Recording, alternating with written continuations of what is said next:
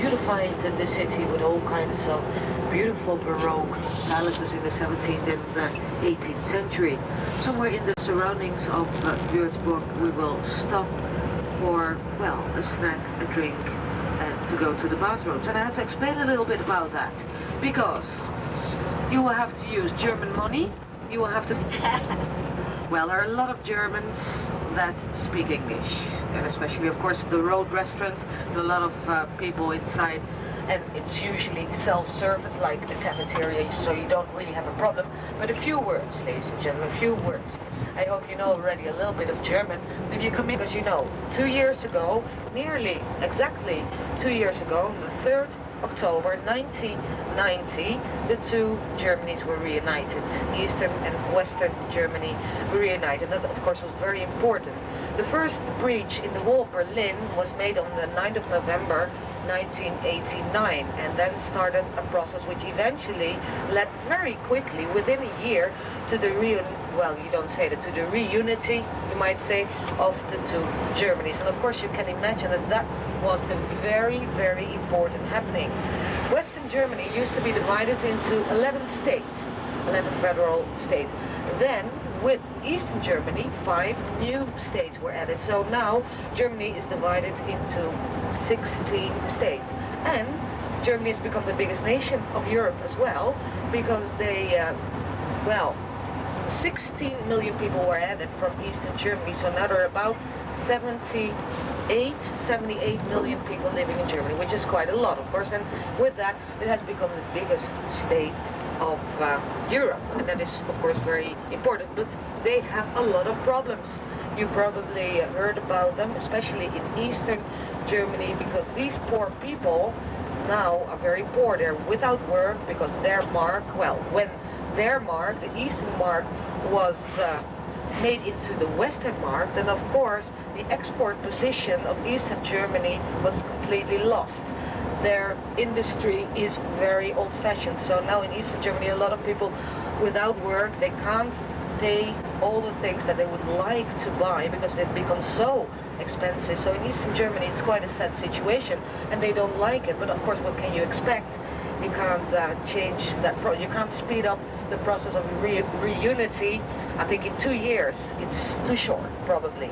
But what they expected on the 3rd of October 1990 was that within a year everybody would be rich and have a nice job and everybody would be free and everybody would be nice. But of course that's impossible, and I think their expectations were a little bit too high.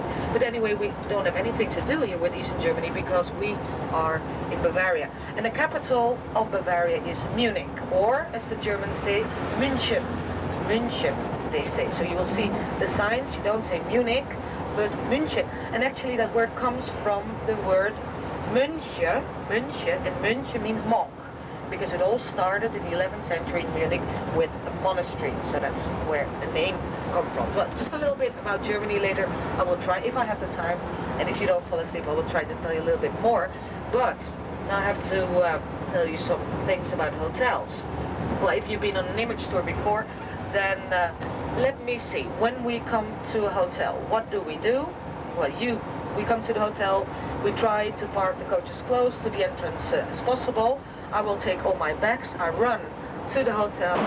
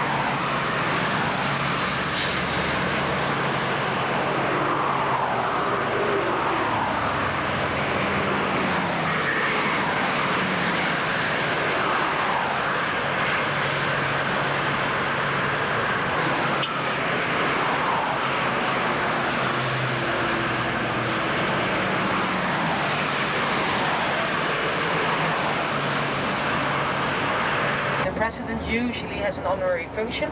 Also, he has a moral function.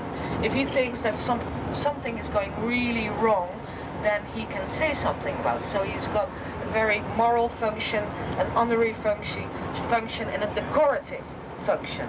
But the real power is in the hands of the federal chancellor, the Bundeskanzler. And at the moment, the federal chancellor is Mr. Kohl. Have you heard of Mr. Kohl?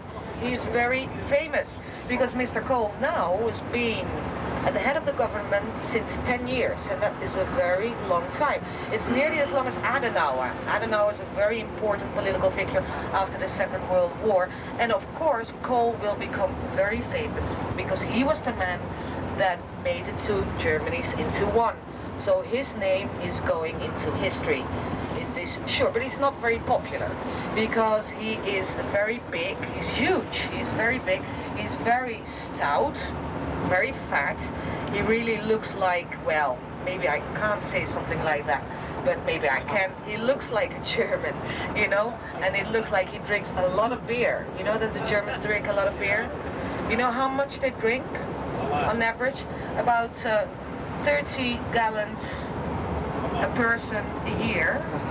And in Bavaria, where we now, in Munich, it's even estimated that the average Bavarian drinks 49 gallons a year. 40, you realize how much it is? That is really a lot. They love beer. And when you order beer here in Germany, you get this huge tankard, right? It's incredible. You can hardly drink it, but it's, well, if you like beer, then tonight I suggest you go to the Hofbräuhaus, which is the court brewery, which has been in existence from the 15th century on, right in the center of Munich. And it's quite nice there because you have beer gardens, beer halls, thousands and thousands of people can go there. There's music, you can have something to eat, you can dance if you want to, but of course you'll have to drink beer. I mean, there's nothing else. You'll have to drink beer. No, that's not true. You can have a Coke if you want. No, because some people wanted to go there tonight. Anyway, I'm not talking about the history of Germany at all. I was talking about the political system. So in general, you have to remind yourself that the president here in a European country usually doesn't have much power, but it's usually the head of the government, who's called either a chancellor or something else, who has the real power. The only exception is France. France is the only country with a strong president, and that's François Mitterrand, but I will tell you about him later. But what reunification? And this suggests, actually, that Germany has been a unity for a very long time. But now the interesting and strange thing about Chancellor made Germany into a unity, and then Germany got also an emperor, Wilhelm or William I. And then they had a second emperor, William II, and he was the last. So when we're talking about reunification, you have to realize that before 1870, Germany was an amalgamation, I'm not really sure whether that is a good English word, but maybe an assemblage of different principalities, different countries. Like Bavaria used to be a separate state, and it was ruled by the Wittelsbach family from the 12th century till the 19th century, by the same family, the Wittelsbach family. Well, that's Bavaria. Then you had cities, and they were independent. And there was, for example, Brandenburg in the east, and Brandenburg became Prussia, and that was a principality. Actually, at one time, there were 330 different principalities.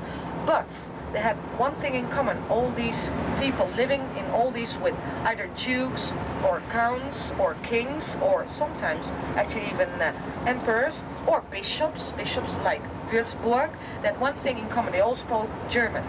And that is, of course, why people in Germany have felt that Germany was a unity, but they only became a real unity in 1870. Before that, they had a structure, and they called that the Holy Roman German Empire, the Holy Roman German Empire. And that in German is the Römisch-Deutsches Kaisertum. Yeah, well, that doesn't really matter. We'll just keep it to English, the Holy Roman Empire. That's very interesting, because you might have heard of the Roman Empire, the Romans. You know, the Romans ruled over Western Europe till 400 after Christ, from about, well, they started about the 2nd century before Christ till the 4th century after Christ. They never ruled over Germany because their border, you know, the Roman Empire was huge. It was Spain, it was France, it was Italy, it was Greece, Turkey. It even stretched over Persia into India, but they never conquered the Germanic tribes. And their border in the north and in the west was the Danube. The river Danube will be very important for this tour because Vienna is built on the Danube and Budapest is built on the Danube, and they used to be Roman fortifications because the river was the borderline, and at the western front it was the Rhine that was the Roman front. Well, anyway, Germany was never part of the Roman Empire, but after the crumbling of the Roman Empire, Germany took a very important part because all the Germanic tribes pushed into Western Europe. They went into Spain, they went into France, they pushed into Italy. For example, the Franks, they conquered France. That's why France is called France, the big empire. And he was actually crowned emperor of the Holy Roman Empire. That's what they called it. And then later, Europe crumbled again. The history of Europe is very, very complicated. The whole empire of Charlemagne split up into two parts. One turned into France, and the other part turned into Germany. But they were all different tiny principalities. But to give the semblance of unity, because everybody spoke German, there was an emperor. There's always been an emperor for the Rome.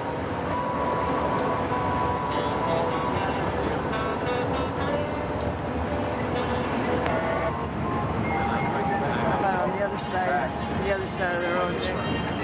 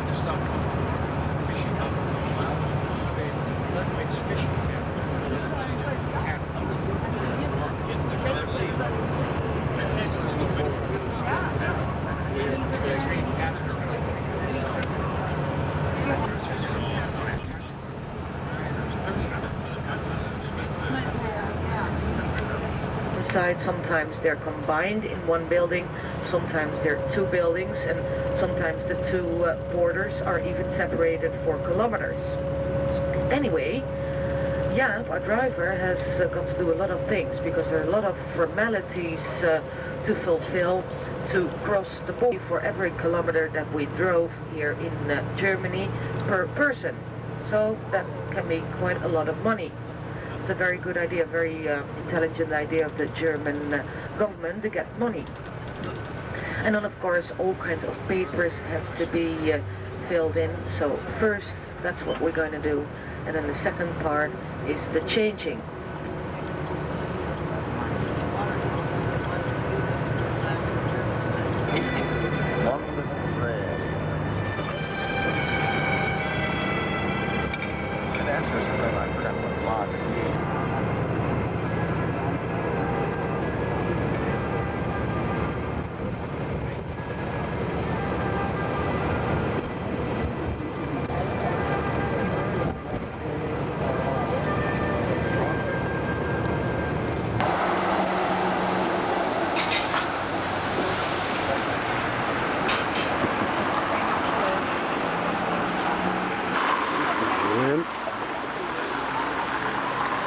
Austria.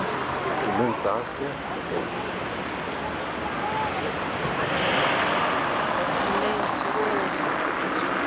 Yeah, main square, Linz, Austria.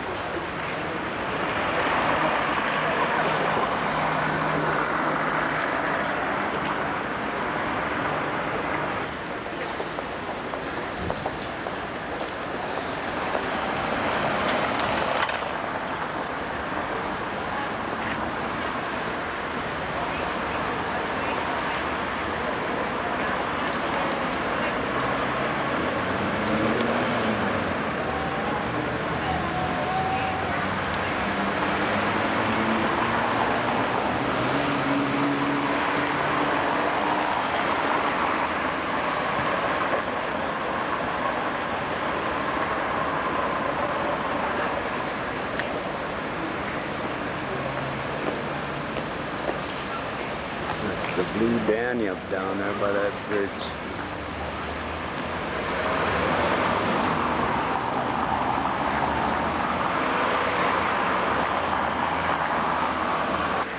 Playing chess.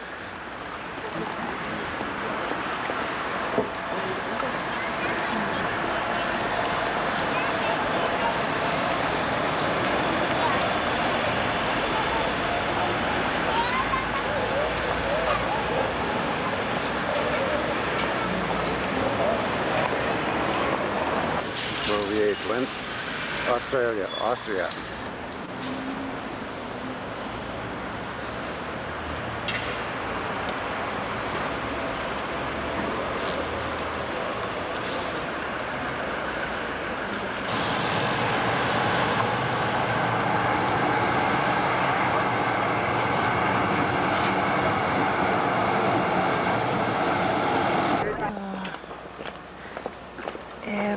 Abbey something.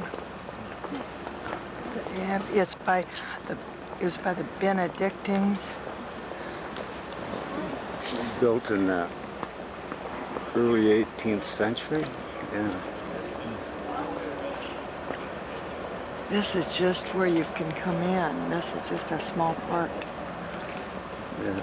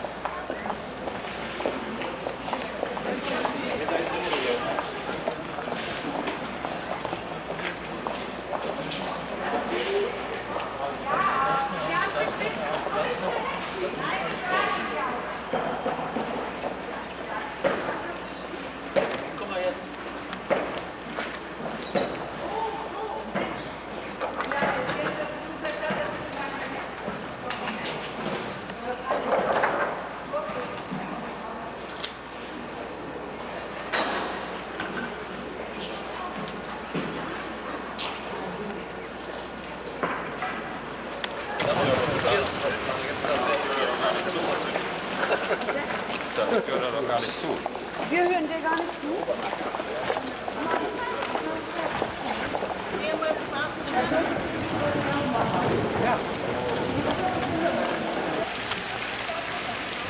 Ja,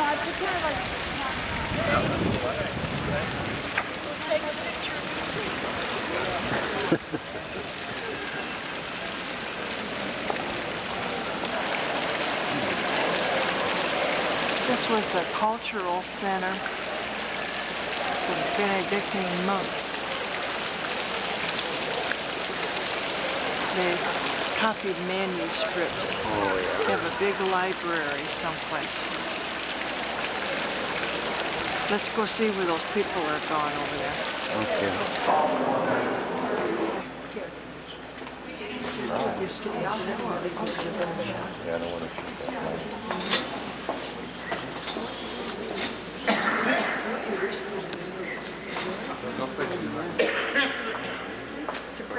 Can't pray for sunshine here? I bet they let you pray on this.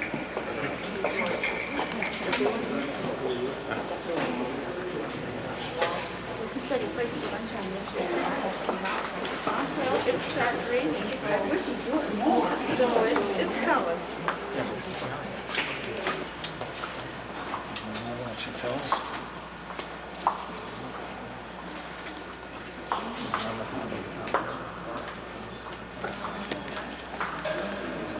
What's that? Michael, don't waste it.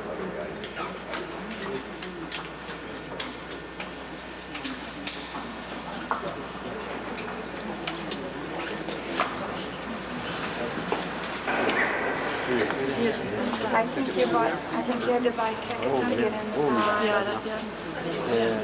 Ja, after that open. Okay, where are we at? Vienna. Pretty nice, huh? Yeah, take a look at this. Look at this. Look at this blanket. Oh, the beds together. Yeah. It's not twin beds. Oh, how about that? It's 2204.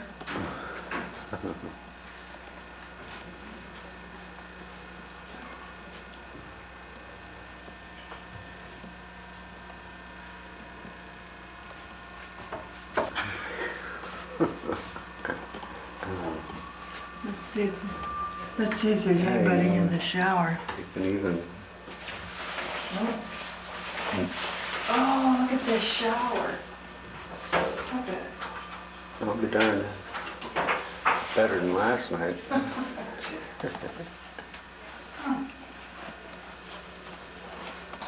Has soap, towels, toilet paper.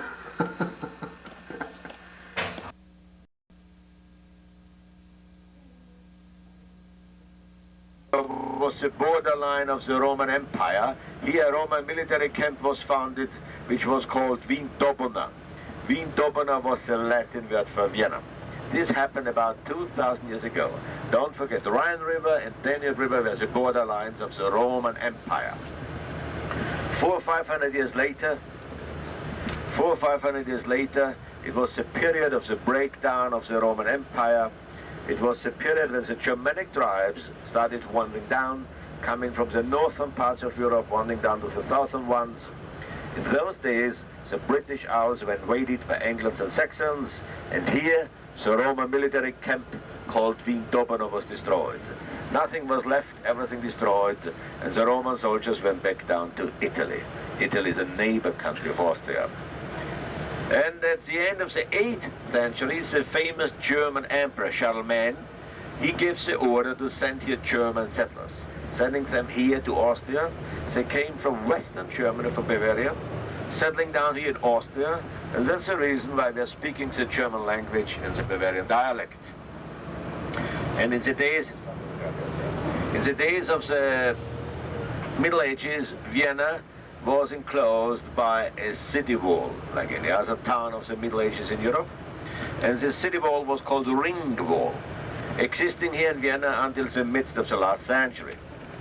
As late as that, by special order given by the emperor, in those days was Emperor Francis Joseph, that avenue should be erected the Ringstrasse, the Ring Street. Instead of the ring wall, a ring street should be erected. It was carried out, and the Ring Street was opened in 1865. And within the Ring Street, there will be the city. That means the heart of Vienna, the oldest part of Vienna. Don't forget, Vienna was the capital of a huge monarchy for more than 600 years. After the end of the First World War, the huge monarchy fell into pieces, and since 1918, a small country was left, the Federal Republic of Austria. Since 1918, Austria covers an area of 35,000 square miles, and the latest figure for our population is 7.8 million, and Vienna is now a population of 1.6 million. World War. In the last year, because of Allied bomb raids and street fightings against the Russians, don't forget Vienna was conquered by the Russian army in 1945, about 25% of all our buildings were damaged and destroyed. And afterwards, Austria was occupied by the four Allied powers for 10 years, from 1945 until 1955. By the British Army and by the American Army for 10 years, from 1945 until 1955. In 1955, the four Allied powers left Austria, and since 1955, we are free and independent country again, much better for us. The greatest enemies we had in former days in the eastern parts of Austria, in Yugoslavia and Hungary, were the Turks. The Turks were Muslims. The Holy War was proclaimed, the Holy War when the Turks were fighting the Greeks. There was nothing left to the Turks to go west, to conquer the Western European countries. And don't forget, Vienna was a fortress located along the Danube River, and Vienna was blocking all the river and blocking all the roads, blocking all the traffic. That's why Vienna should be conquered.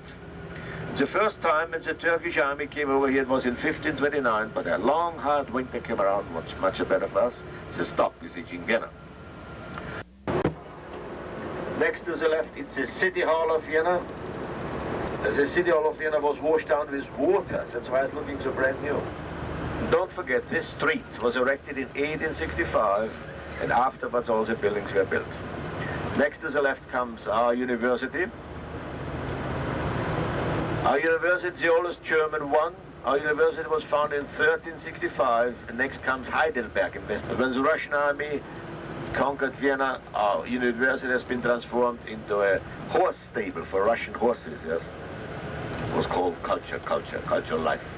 The first thing our headmaster to do was to bring the horses of the Russians out and the students in. It was a very hard job to do, because the horses of the Russians were very sophisticated, imperial crowns. Because nearby the church in 1853, someone tried to murder the Emperor Francis Joseph. Francis Joseph, which was knighted, and the church was built on the same spot called Votive Church. In language you call it to take it. 9 o'clock in the evening, and the confession box is always open. There's always a clergyman sitting in confession box. They're simple apartment blocks, Vienna started the social housing system after the end of the First World War. It was continued after the end of the Second World War, and up to now, Vienna was finished in 1908, this to the right. Because when the Danube had higher water, this area was flooded by water. Here to the right you can see the Danube River. It's 400 yards wide. Next to the Danube comes a flat area, 600 yards wide. And we are saying, if you can't see the nice blue shade in Vienna, then put your blue sunglasses on. And if your sunglasses will be no help to you, then we are saying, if a good glass of wine, the better the wine, the darker the shade of the water. We're looking left at the Vienna woods. The hill is a television transmitter. At the foot of the same hill will be Grinzing, we are going tonight. This is a new flat channel, headquarters of the United Nations. The headquarters were finished in 1979. There are 3 headquarters now. First comes New York, next comes Geneva in Switzerland, and then comes Vienna. Here all the 36 sub-organizations have their headquarters here in Vienna. 4,000 persons coming of 120 member countries are working here. Interest here, because when there was high water, this was flooded. In this area became a he had 6 children, and 4 children died in the days of the childhood. Only 2 sons went free.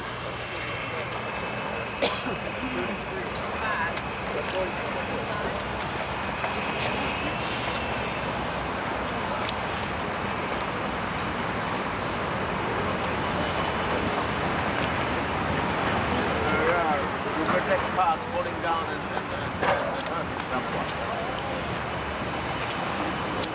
French King Louis XIV, called the Sun King, and his father was the commander of the bodyguards of the French Sun King.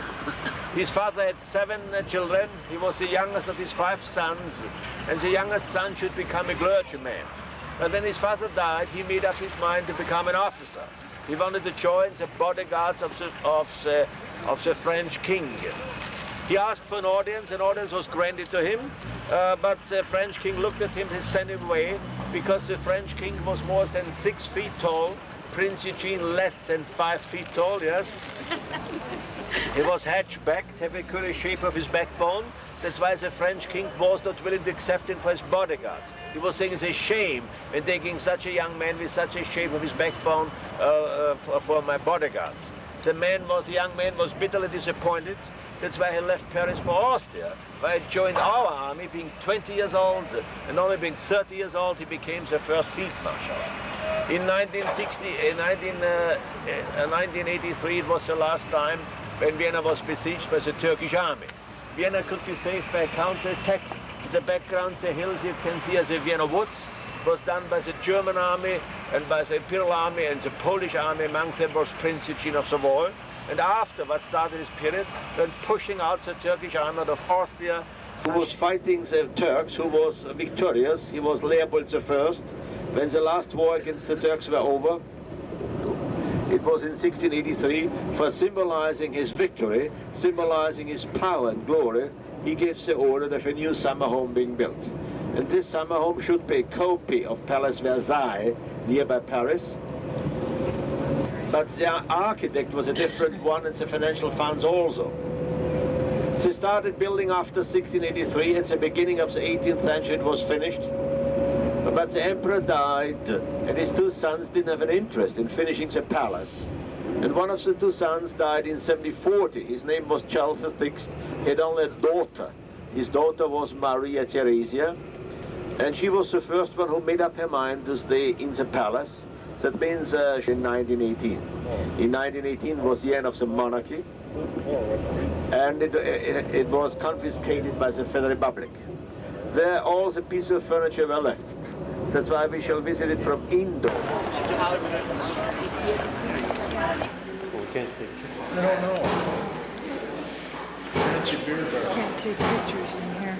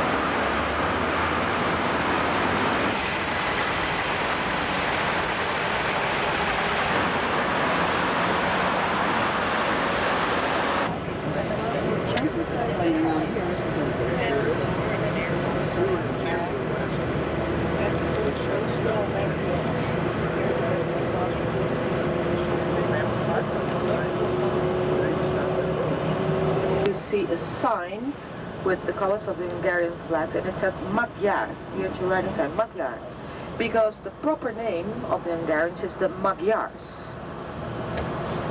Only the Western Europeans started calling the Magyars the Hungarians because they mistook them for the Huns. There was really misunderstanding.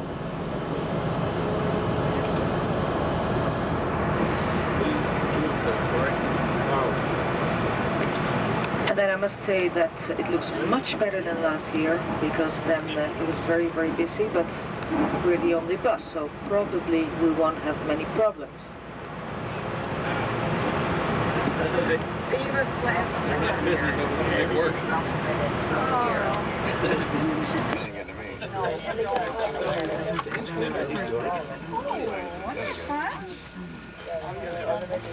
Only thing I got in here, Brussels.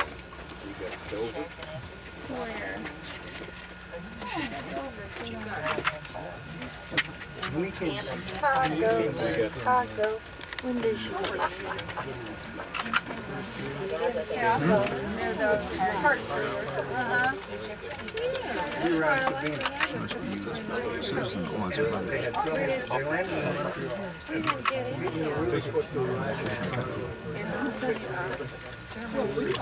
Check out passports going into Hungary. So this is the Border. Austrian-Hungarian border. And this is on the Hungarian side. All right. And get a picture of these guys in the black market with their money. How much you do this stuff? You're him next.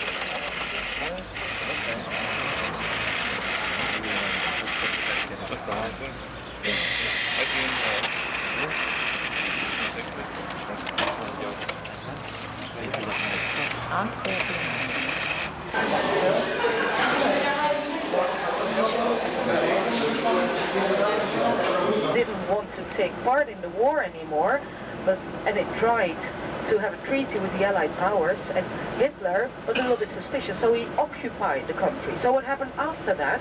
In 1945, of course, Hungary was liberated by the Russians. Liberated or occupied. Well, actually, it liberated the Hungarians from the Germans, and then, of course, it became again an independent from 1945 on. But of course, one of the parties was the Communist Party. And gradually, very slowly, the Communist Party took over.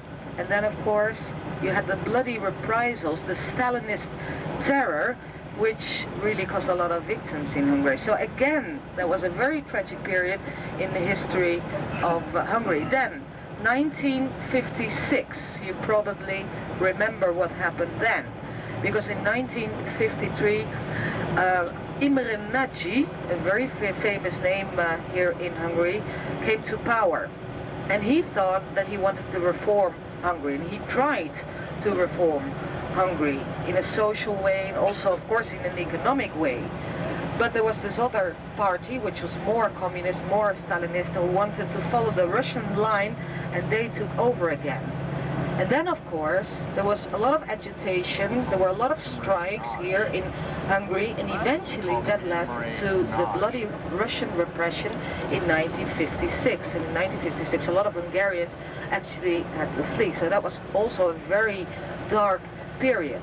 Only very slowly, Hungary started to be liberated, it started to relax its rigid policy, especially in economic respect, because they saw that the communist system didn't particularly work, because, well, probably people need a stimulus, and if they don't have a stimulus, they don't work. And this is one of, well, the disadvantages, I think, of the communist system. Everybody is paid, and if you provide extra service, you don't get extra money, so why provide extra service? You don't do any overwork, and people apparently don't work along that line. So the Hungarians started to recognize that, and then very gradually they started to reform. So Hungary became the first country actually here in Eastern Europe that had a more liberating, sort of liberating movement. And that is also the reason that there was no revolution, because 3 years ago there was a revolution in Eastern Germany. There was a real revolution with demonstrations and all kinds of agitation. It never happened here in Hungary. It happened in Czechoslovakia. It happened, of course, in Romania, where they killed the dictator Ceausescu. Well, you probably have heard of that. But that never had to happen in Hungary. But now they're doing relatively well, but it's still, a poor country, of course. It's not a very rich country. If you want to make an Hungarian very happy, then give him some German marks. I mean, that might be a good idea. If you are talking, tomorrow morning, you're free to do whatever you want. I'll tell you what you can do, of course.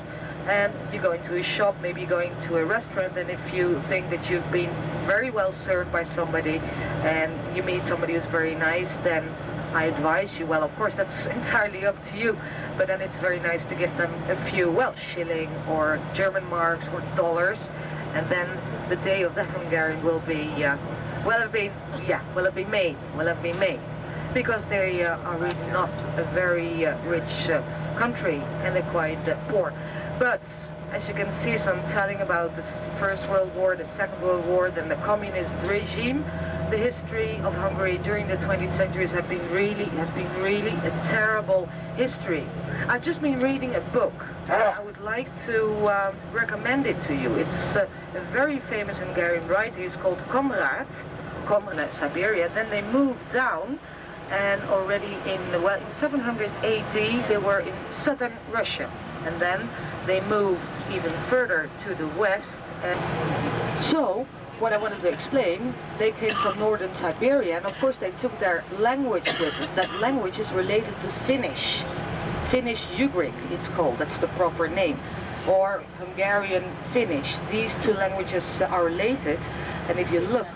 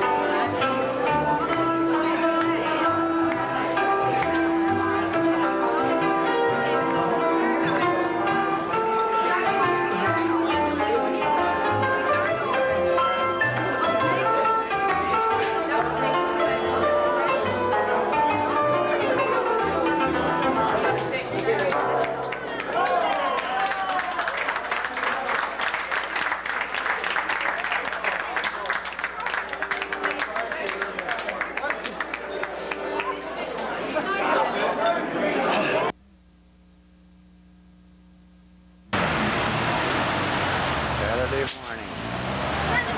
Main drag in Budapest.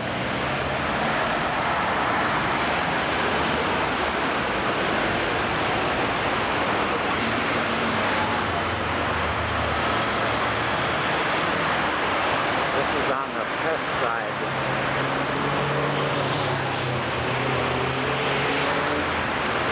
Really, two cities in one. One side is called Pest. Another city on the other side is called Buda. Put them together, you got Budapest.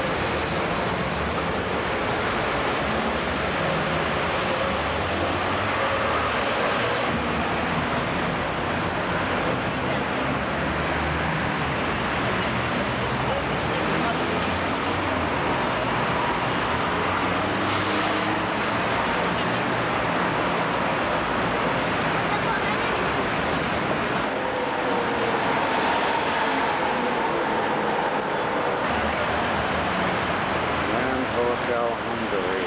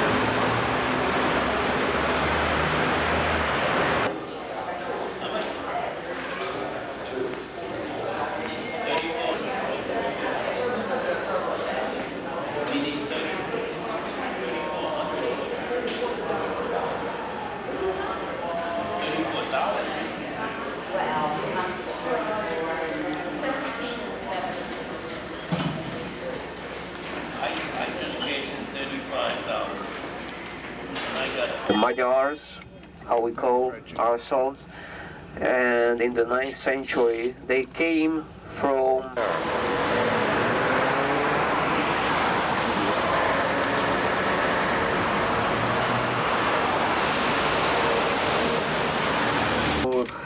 any kind of booze, so very popular. On your right side, this is on your right.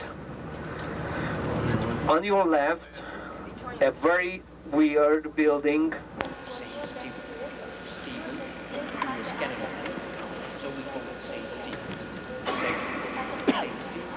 You can see him in the altar. It is very interesting, very strange to see instead of a picture in a Roman Catholic church.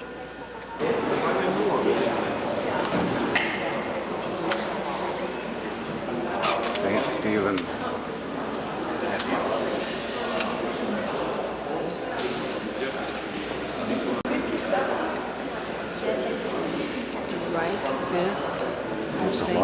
The right fist of Saint Stephen, a relic.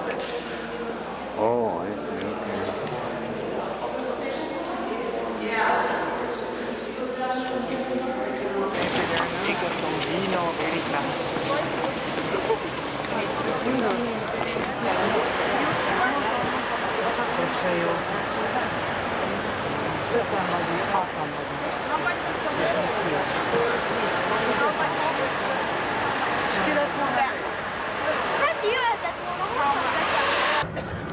This is the political center of Hungary. The National Assembly, which is the main executive or legislative power in Hungary, that works here, and the government as well with the Prime Minister. And a very nice and an enormous building with more than 600 rooms, more than 600 premises in this building. I mean, this is the Danube, the river, and you can see the other. You can see a white building, which used to be the headquarters of the Communist Party during the one-party system in the past few decades,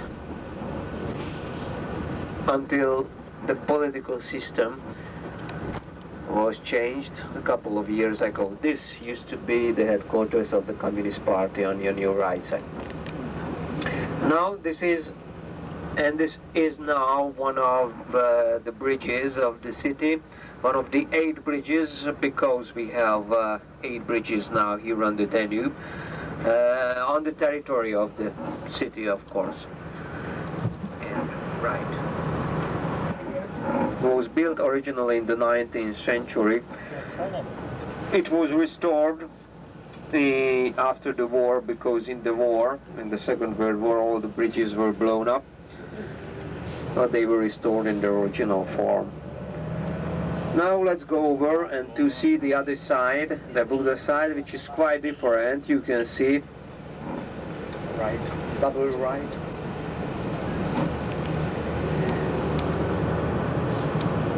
Quite different, because this side, we are just leaving the Pest side, and where your hotel is located, you can experience it's flat. It's flat, while the other part of the city is hilly, with mountains, hills. Despite you cannot see all of them because of the weather, but anyway, it's hilly. And now you can see an island on your right side, an island, the Margaret Island, and that's the name of the bridge to Margaret. Margaret was a princess in the 13th century who lived here in a convent on this island. That's the reason the island bears her name. She lived here and died here.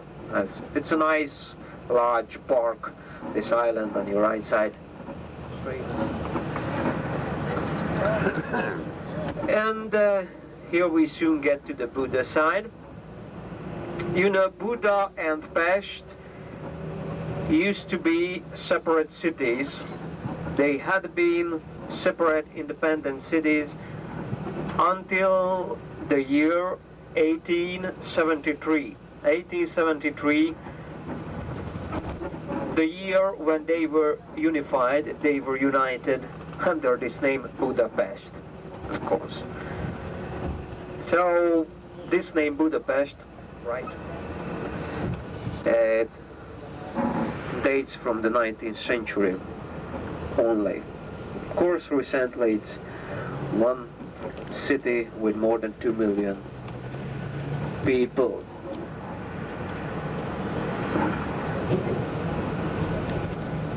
Because the royal residence was established here, right again, was established here in the 13th century, 13. You know, Hungary, despite it was established in the 9th century, the capital had been located in another settlement, in another city north of Budapest, and only the 13th century is the time when the king decided to move the royal court from that city to a better place which can be protected better, so inside the country. Buda Buda was established as a royal residence and the royal capital. And later, now you can see the facade of the parliament. You will see a yellow chapel on your right bed. You can even see the crescents on the dome of the building.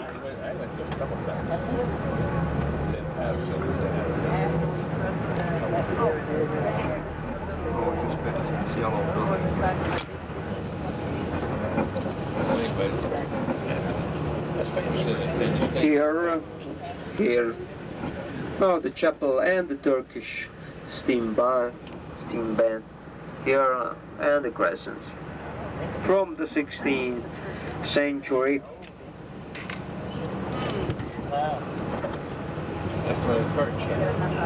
And not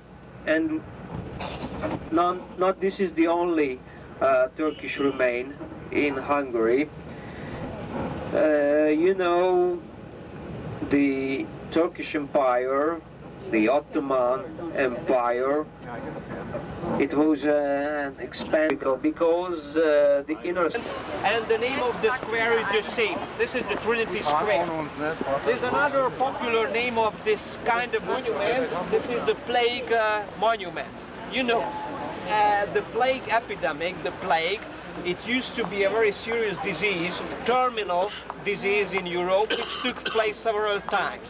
Now, one of them was in the 18th century, and afterwards, when it was over, in many cities in Europe around, you can see very similar monuments, what they call the Trinity Monument. They were erected after the plague epidemic, the Black Plague. A castle-looking building, it looks like a castle or fortification. It's just a decoration, It's nothing really military. It has never been, just a decoration like the castle over there in the city park. And we call it Fisher Bastion because in the Middle Ages, a fisher market used to be here. So just a strange connection. Now, this is the church, what we call originally the Church of Our Lady. But even the majority of the citizens in Hungary, they don't know the original official name because it has a more popular name, Mátyás, who used to be a Hungarian king, who was a Hungarian king, Matthias or Matthias, in the 15th century, who built in this building in this form, and he had his wedding here. That's why people call it Mátyás. And in, you know, in books, in travel guides, you can see this name. The official is Church of Our Lady. Okay.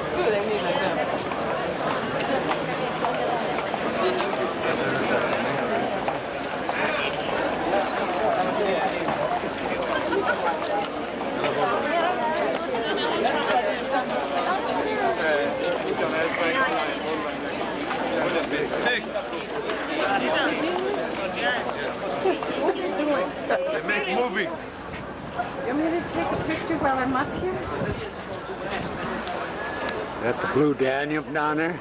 That's it. Parliament buildings? Parliament buildings, everything. Beautiful.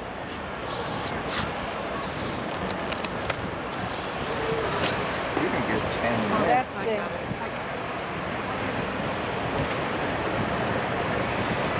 I bet you could catch a boat and go all over this place on the bank. Imagine.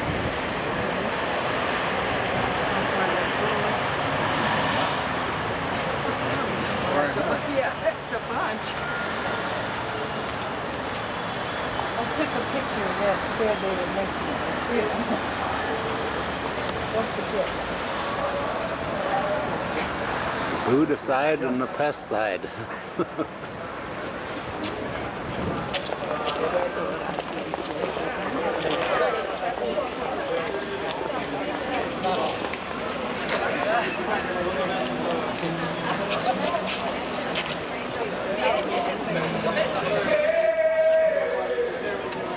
Really destroy, really.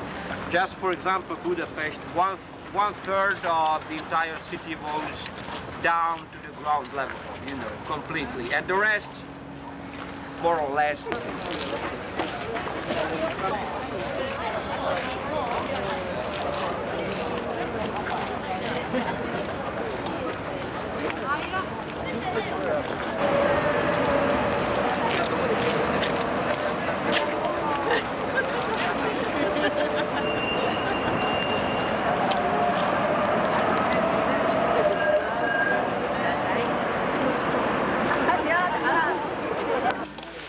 Firehouse on the Austrian side of the border.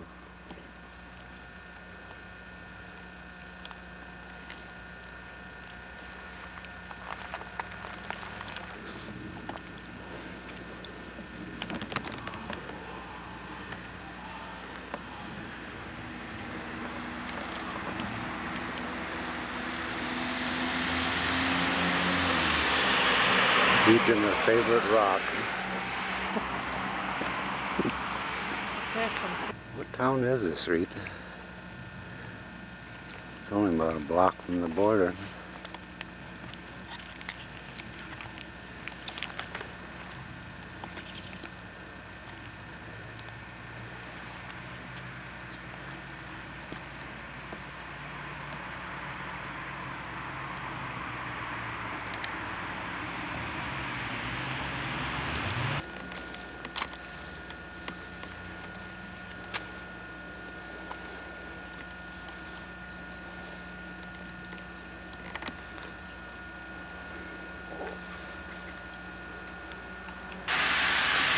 It's better than the one we went to at church last night. A little bit smaller, about 100 times smaller. Or mountain, it's about 450 meters high, and on top of that hill, so that's about 1,350 feet. On top of that hill, you'll find fortifications, and that was exactly what Graz was, because from the 14th till the 17th century, Graz was actually the residence of the branch of a certain branch of the Habsburg family, quite an important branch, the so-called Leopoldine branch, and that branch produced two emperors, among whom was Ferdinand II, who was buried in Graz. And we will see the mausoleum. It's a very Baroque structure, very interesting. Graz was very important because it was actually on the borderline at a certain point between the Turkish and the Habsburg Empire. So it was a sort of stronghold of the Habsburg Empire against attacks from the east, so from the Turks, of course. And Graz was besieged by the Turks several times.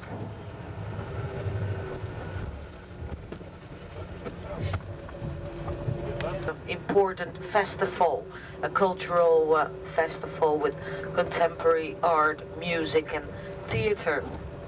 And on the flags you see all the several things that make up the festival.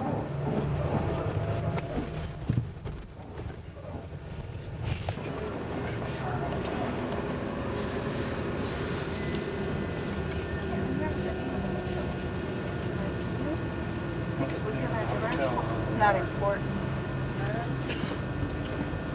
Of Graz, the Opera House.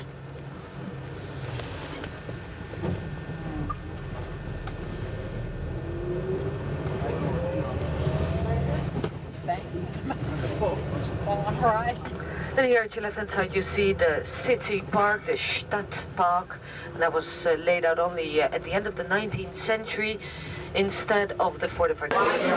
This is dinner in Graz, Austria, Sunday night.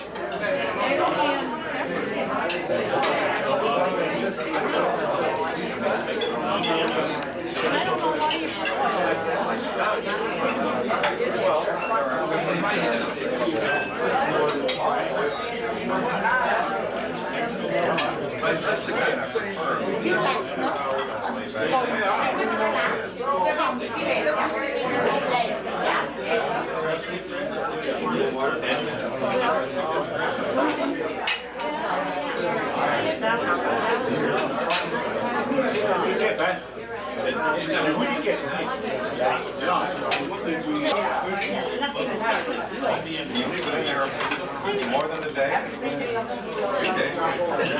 2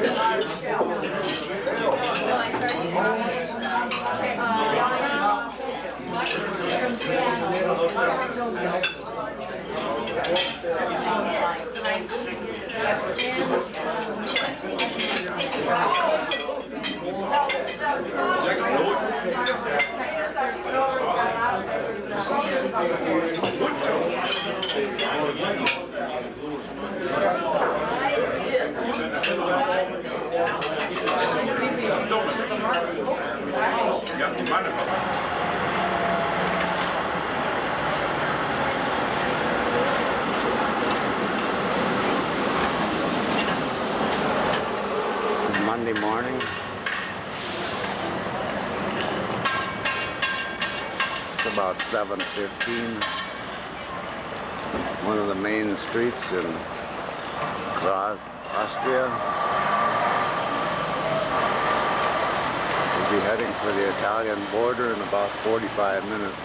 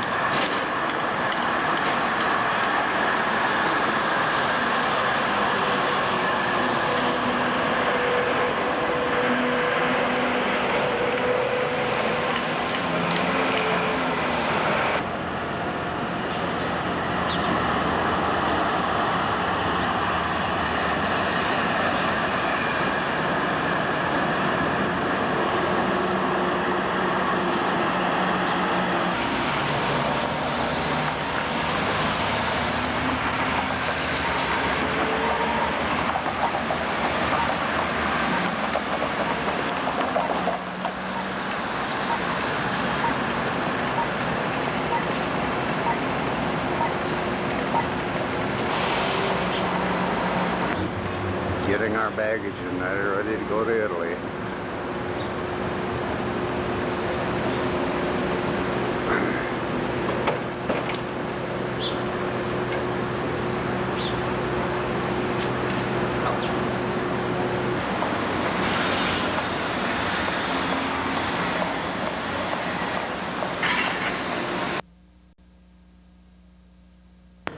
Of Austria is covered by these Alps, the Alps that stretch from France to, well, nearly to Vienna.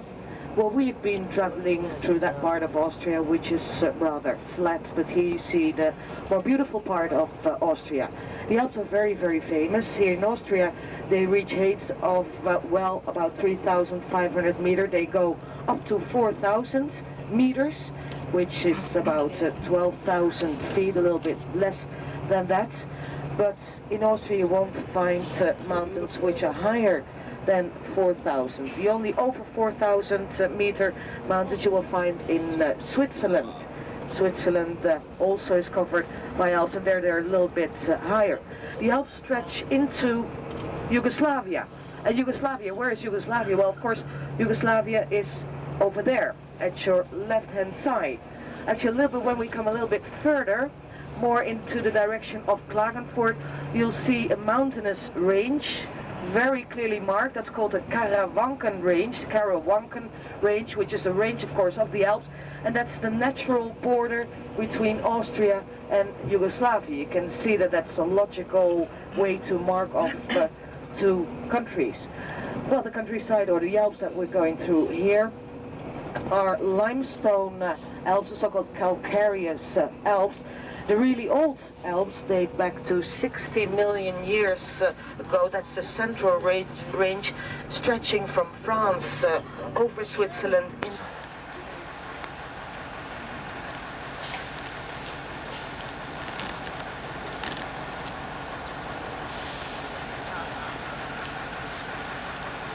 Where is this eatery?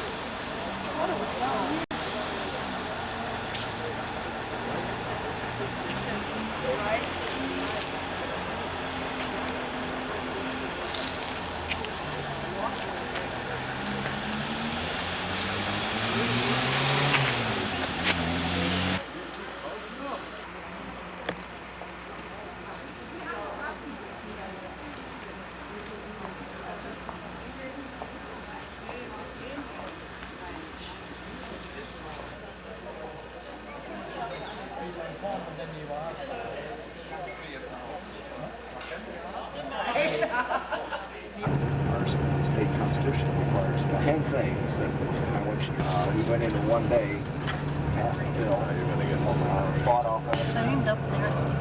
Government to come over the trees. Yeah, and from my observation,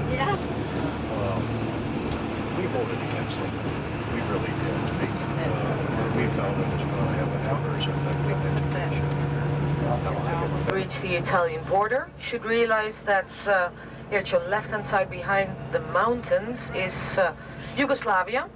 But I already told you that it's not a very critical area, because the northern part of Yugoslavia is Slovenia, which was the first republic that separated itself from the whole federal state of Yugoslavia, and then the second one is Croatia. They are in the north. Well, of course, you've all heard of the tragedy of the things that are happening in Yugoslavia. It's terrible, I think. Just at the moment that in Western Europe we're striving towards unification, here in the East they're doing exactly the opposite thing. And they're splitting up into several states. For example, Czechoslovakia, which is a very small country, only 50 million people, they're split. Happening in Yugoslavia is very terrible, but there is a historical background to it which goes back for centuries. It's very, very complicated, but if you want to simplify it a little bit, well, Slovenia and Croatia have been always in the north, right? They're a different people, more or less, and they have got the Habsburg influence, because the Habsburg Empire spread into Yugoslavia. So the Croatians and the Slovenians have undergone the German and Austrian influence much more than the people more to the south. For example, the Serbians. The Serbians have been under the Turks for centuries and have undergone, of course, the influence of the Turks. In Bosnia-Herzegovina, the problem is now threefold, because they're also Muslim people. And of course, that goes back to the time that the whole area was conquered by the Turks. Well, then, when you don't go as far as that, when you go back to the Second World War, then what happened, and that is mainly what breeds a lot of resentment with the Yugoslavians. The Croatians in the north collaborated a lot with the Germans, with Hitler, and the Serbians didn't. And the Croatians did horrible things to the Serbians during the Second World War. This is one of the things that is forgotten, because of course we know now that the main aggressor in Yugoslavia are the Serbians, but their resentment comes a lot from the Second World War, from the time, because at that time a lot of horrible things happened, and the Croatians did a lot of horrible things to the Serbians. Well, there's nothing we can do about it when people can't talk to each other anymore. They apparently have to start fighting, and the only thing is that we hope, of course, is that it will be ended very, very soon. But there's nothing we can do about it, or maybe the United Nations. Into Italy, we had two very nice hash dogs. Hashish dogs? Hash dogs, you know what I mean? Yes. Drug dogs, dogs who start sniffing your luggage. Last time we had that, well, they usually don't come into the bus, but, well, there's always a possibility. In Italy, and these strikes and demonstrations are against the Italian government, because the Italian government at the moment tries to do something drastic about their budget problems. So they have proposed all kinds of new plans which will, well, which are very bad for the Italians. They have to do it because they really have a budget problem at the moment, but of course all these budget cuts will affect the Italian people. So all kinds of strikes and demonstrations have been planned for this week.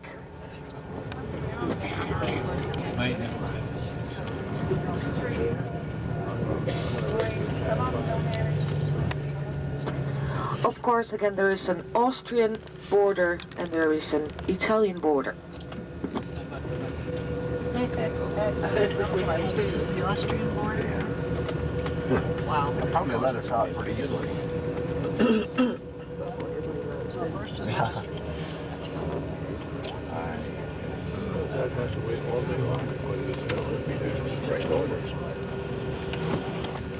Have you taken any pictures of these border crossings?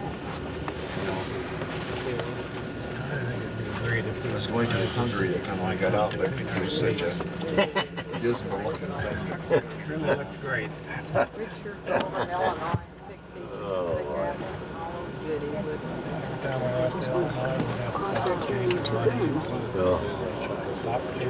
Maybe somebody's not supposed to be in. Wow. They're in cases, so. Beautiful, and then you get everything done, literally everything. It's a very good thing. And actually, it's a nice way of living. I think we are used to, well, look at each other, but in Italy, people really look at each other. The way they dress, and they smile, and they flirt, and it's impossible to go around in Italy, especially in the south, unnoticed. Well, some people don't particularly like it, but it might, sometimes it's rather nice. And one bad thing about the Italian men, of course, is that they're not very faithful. They marry, and then the wife becomes the mama, and she has to look about the food, she has to look, well, she has to keep the house, of course, she has to make the meals twice a day, and the man doesn't show himself a lot in the house. He goes around, and you will see that a lot, because all the bars don't have any power whatsoever. It's the woman that decides. Well, in some respects that can be very nice. A little bit about the history, ladies and gentlemen. Actually, I would like to do it a little bit later, because the history of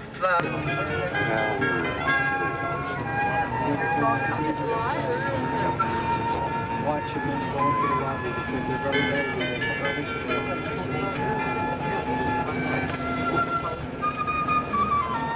Just keep an eye on, it's okay, please transfer, it's not faulty, you can't do anything. You got your personal, yeah, just take them away from the bus, take them, pick them up, take them to your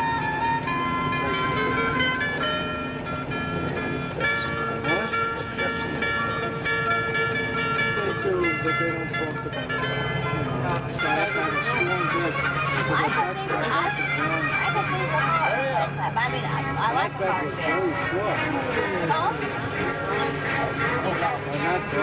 we paid when our long life had reached its final day. Men are we, and must grieve when even the shade of that which once was great is passed away. There might be some things in this poem that you won't understand. For example, when Wordsworth is talking about when she took unto herself a maid, she must espouse the everlasting sea. Well, I will explain.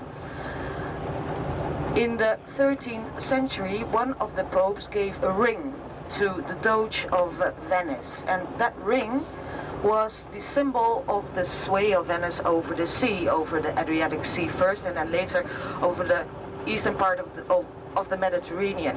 So once a year, the Doge would sail out into the sea on his famous gilded state galley called the Bucentaur Tower, a beautiful gilded state galley, and he would throw the ring into the sea as a symbol of the fact that Venice was married to the sea.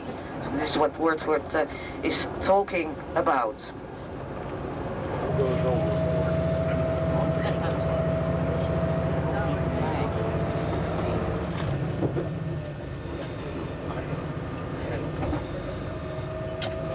Boat does not float very well.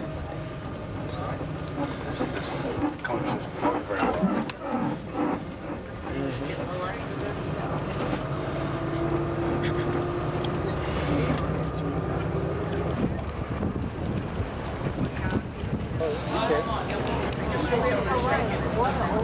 choice, huh? Looks like this is pretty heavy loaded, but the seats are here. I suppose it's made for it. Never had Basilica. The whole population of Venice turned to the Ian Empire, which consisted of several islands, the islands of Cyprus, of Crete, of Corfu, cities in Italy, the whole surrounding area of Venice on the mainland, and it was a very big Mediterranean area. Even cities as Verona, Padua, and Bergamo were part of this. Already very high, and also they're very damaging, destroying flood tides. But of course they're trying to protect Venice from it, and they are actually planning to build 3 barriers, movable barriers, but of course then again it's a question of money. And of course behind there you see the famous gondola. That of course is one.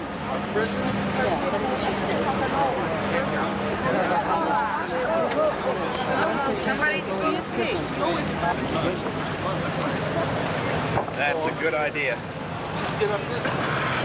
Yeah. You can see the St. Mark's Basilica.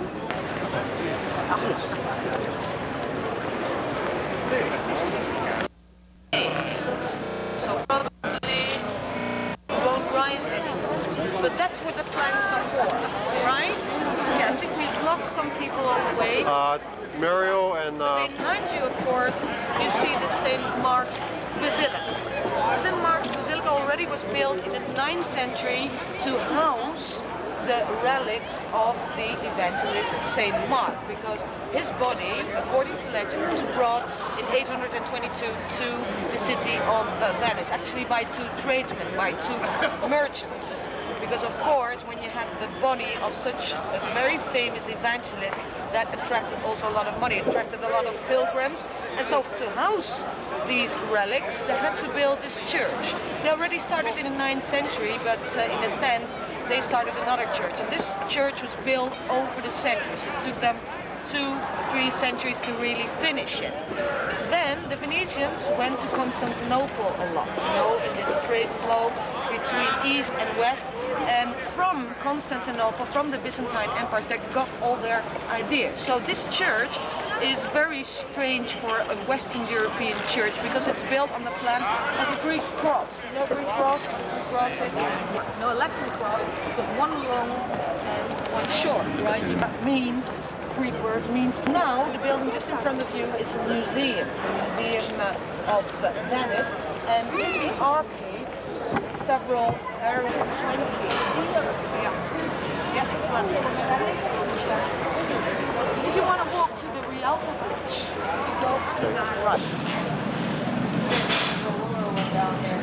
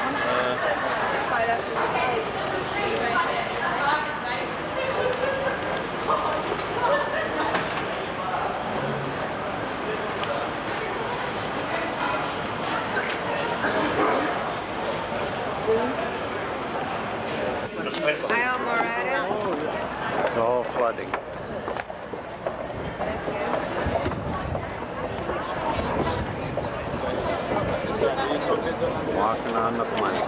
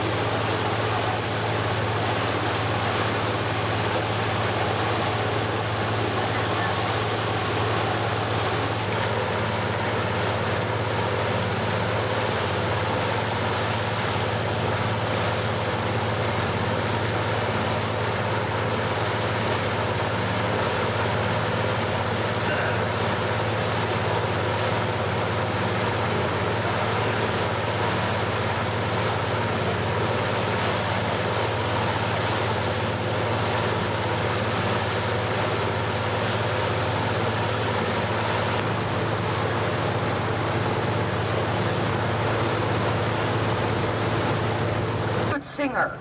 Do we have good singers in the bus? States in Italy, and that is important for the rest of the history and the life of Saint Francis. So he was born and he was baptized Giovanni, which is a very usual, regular name in Italy.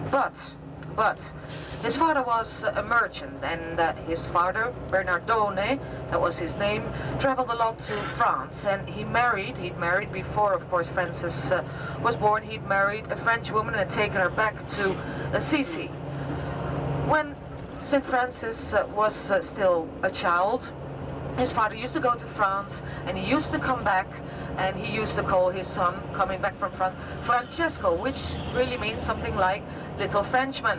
So he wasn't called Giovanni at all, because his father went to France a lot. He called him Francesco. Well, Giovanni, or Francesco, was quite a normal boy. Very normal, very healthy. He was quite a gay boy. He grew up, there was nothing wrong. Actually, he was the sort of boy that always wanted to be fashionable, wanted to be popular, you know, with the other boys, and also, of course, the girls in his town, and he dreamt of a military career. Well, the city of Assisi actually permitted him to pursue a military career because there was war with Perugia. So St. Francis went to war against Perugia. But then what happened? He was taken prisoner of war, and he was imprisoned in Perugia for about a year. And of course, conditions in the 12th century in a prison in an Italian town weren't, of course, the conditions that you can expect now in the 20th century prison. So it was quite horrible, and also he got quite ill. And when he came out of prison, went back to Assisi, St. Francis had changed a lot. And he was starting to look for more spiritual values. But he didn't know what to do, because the church, the Roman Catholic Church as it existed in that day, didn't really give him, you know, didn't really give him what he wanted.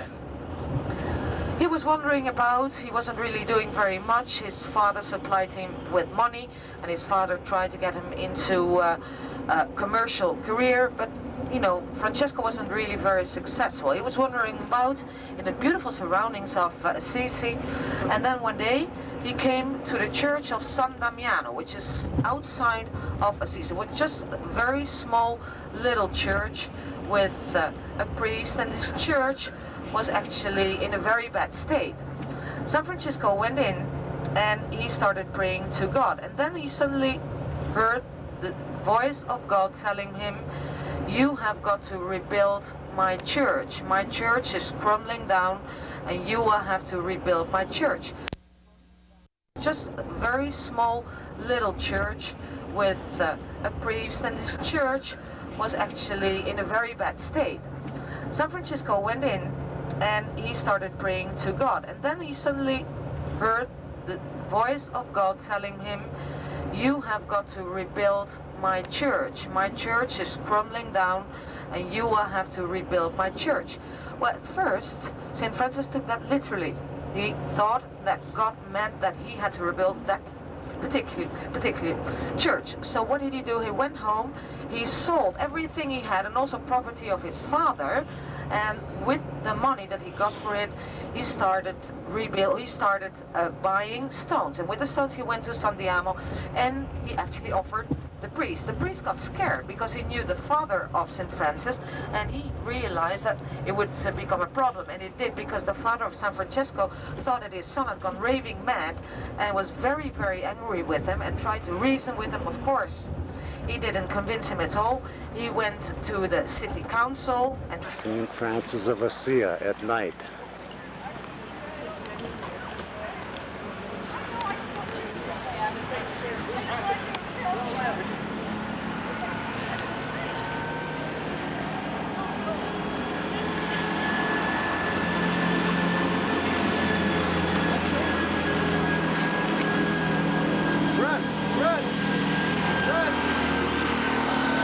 Super deluxe bathroom facilities.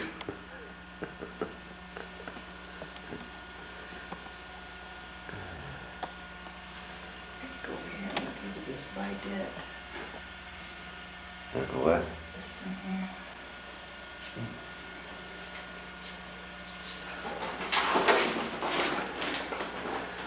Oh, let's wipe your behind with, wash your behind with.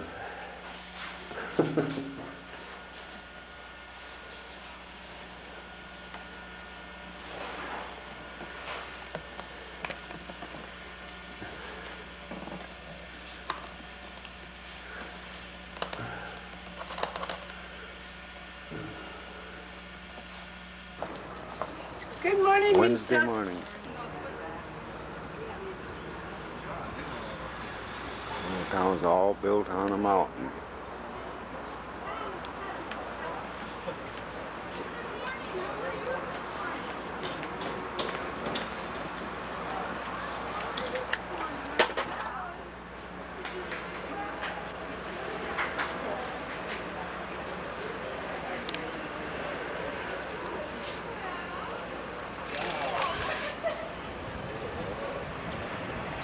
Taken from the hotel patio.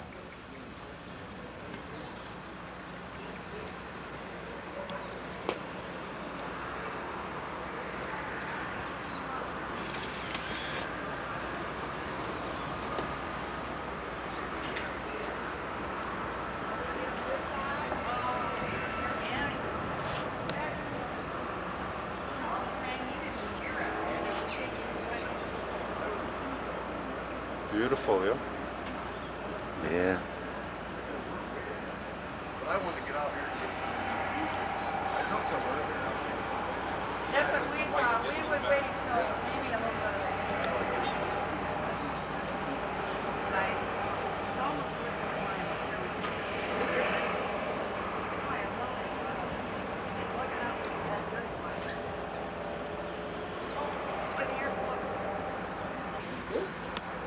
Checking you out, bro.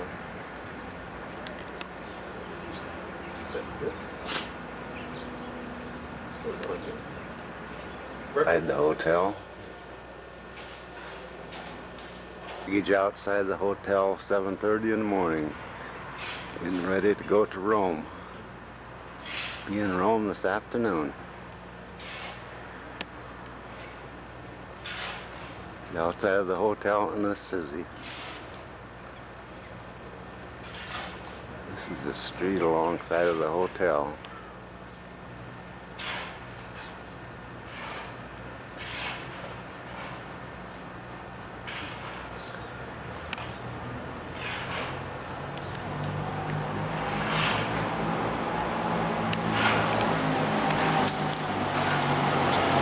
The street going down to the church from our hotel.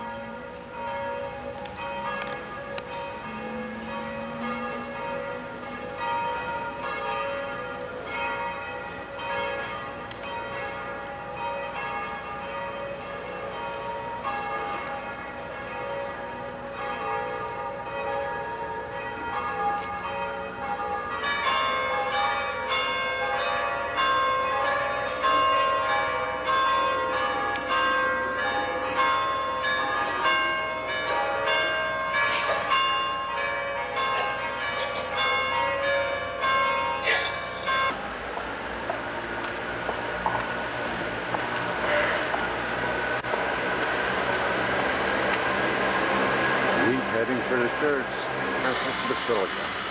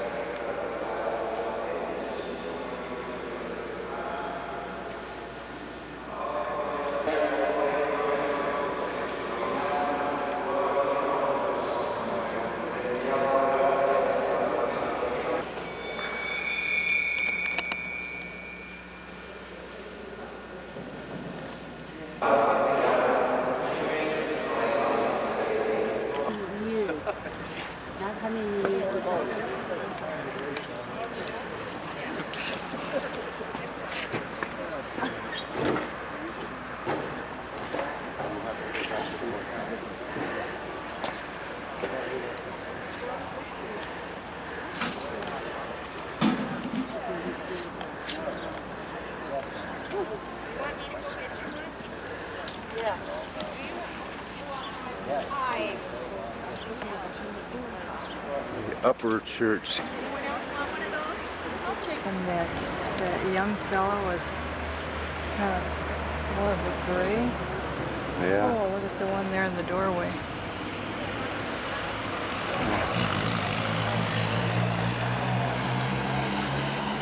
There's all got black robes on with white around their waist.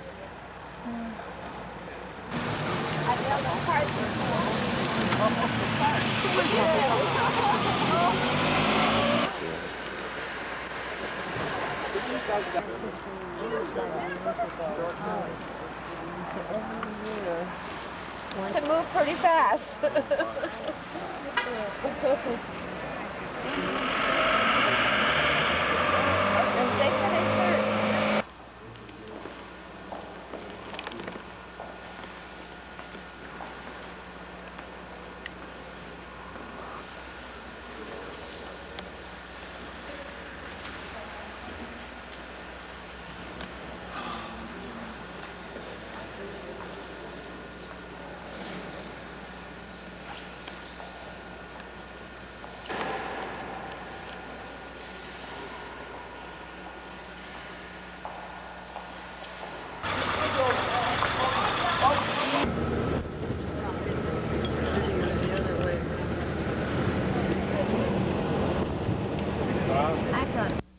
Apennines of one of the slopes, and Cardinal Hippolyte d'Este was a very famous cardinal. He was a very rich cardinal. He was of noble extraction.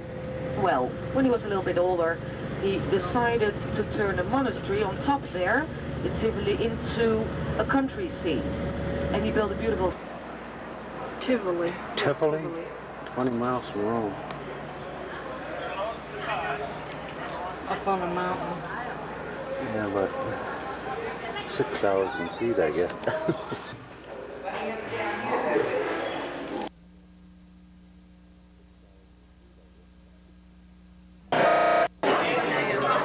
Dinner, first night in Rome.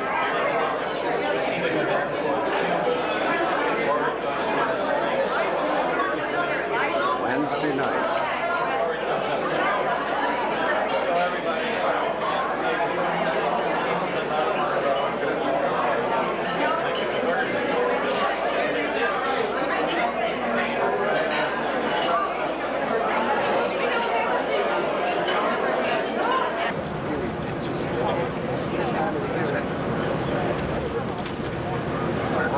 Thursday morning on the way to St. Peter's Square, Vatican.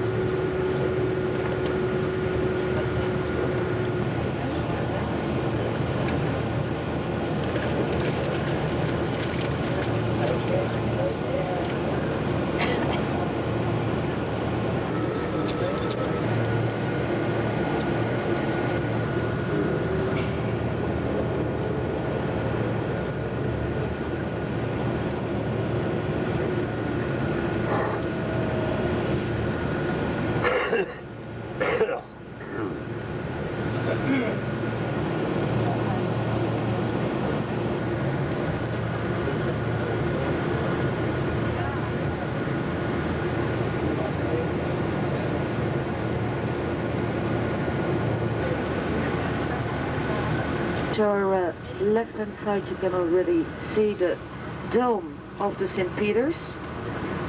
The St. Peter's, of course, is the most important church of the Roman Catholic religion. Look here at your left-hand side. It's a very big dome. The church, well, it took them 120 years to build the St. Peter's Basilica. which of course is a lot of time. It is one of the biggest churches in the world, of course. It has 450 statues, 400 columns and 50 altars, and it is said that it can hold 60,000 people, so that's quite a lot of people. Well, look here at your left-hand side at the dome. That's the central feature of the whole church, and the dome is the work of the famous artist Michelangelo. There were three famous architects working on the St. Peter. It all started with Bramante, then Michelangelo took over, and finally it was Bernini who finished the job, and it took 120 years. The dome is about 132 meters high, and it's quite a lot. If you go into the church, a little bit later we have to make a circle, but if you go into the church, what is very interesting to see on the floor is how big the church is. Because if you go from the entrance just straight to the altar in the back, several churches in the world, for example the St. Paul's Cathedral, which is a very big cathedral in London, several other major churches, and the marks are on the floor. So don't only look around at the statues and the monuments and the altars, but also look on the floor, because they...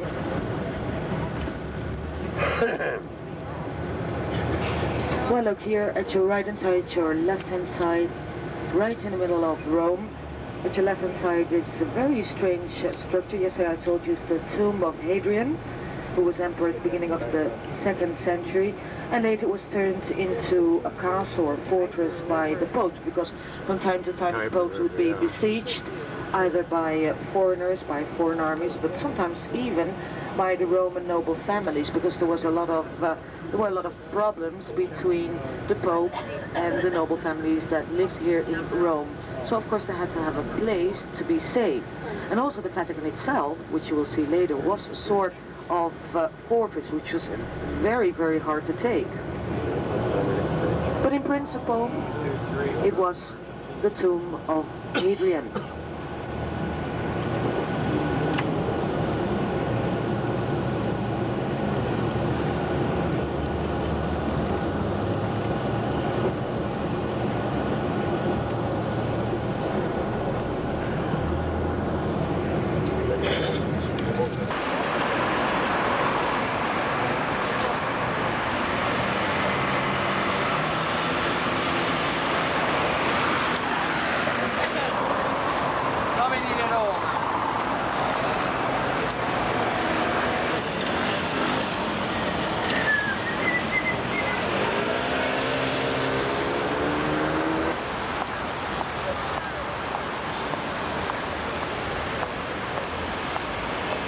St. Peter's Square.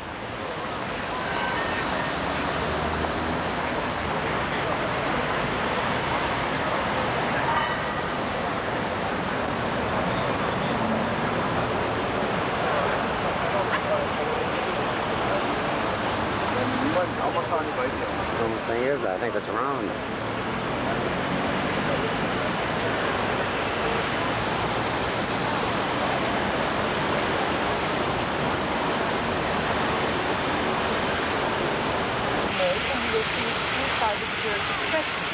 Usually the exterior of the Baroque churches and palaces is quite austere, but then when you come in, you're overwhelmed by the richness of the decoration, by the exuberance, by the movement of the statues. So it's the Baroque style. That's very important.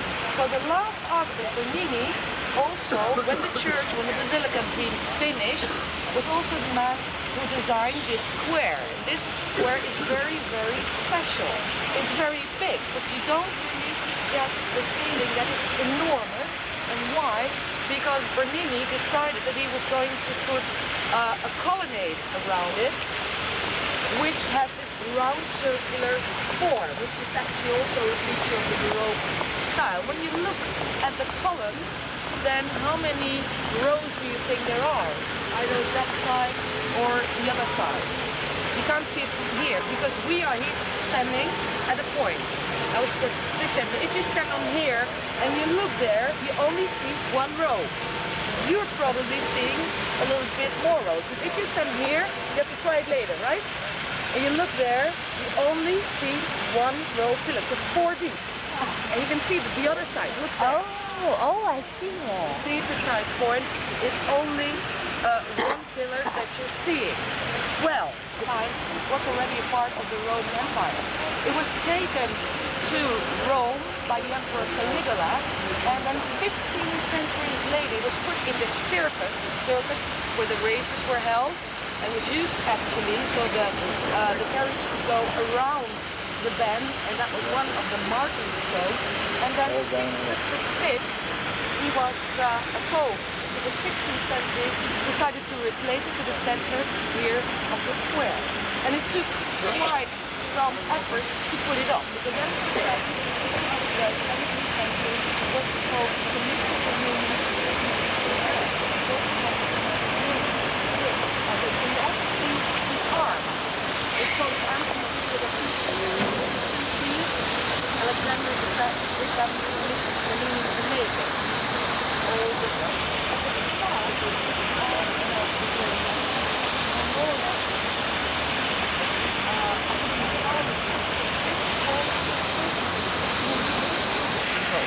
that means the highest point, sovereign point, pontifex maximum. So that Pope followed also the beginning of the 7th century commissioned Maderno on the took a large construction built by Michelangelo, and the other public facade is Maderno. The workers were going to make the thing. Of course, big roads, and big roads were put around and were going to be erected.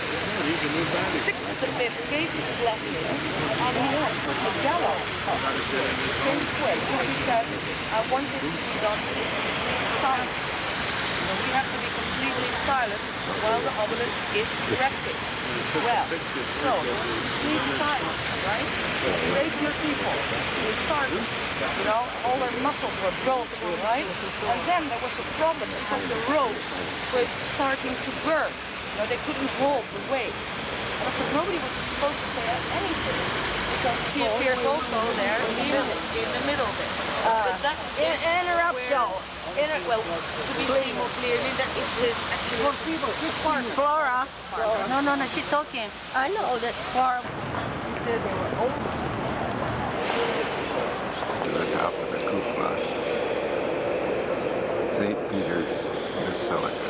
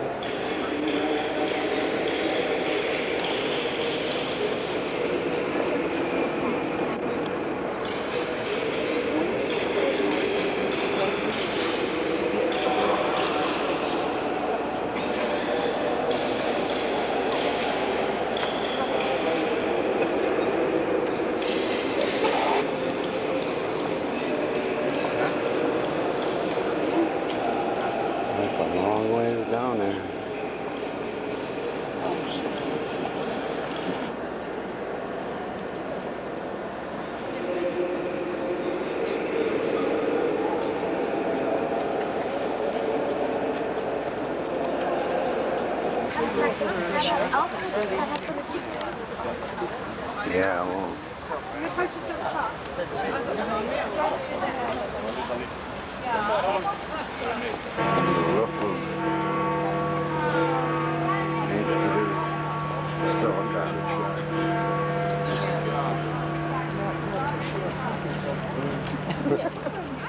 Michael, schnell, zeig das Parkhaus. Peter Square. Das Haus da, ne? Das ist so. Da unten Lautsprecher. Ja, das ist aber da geht es noch hin.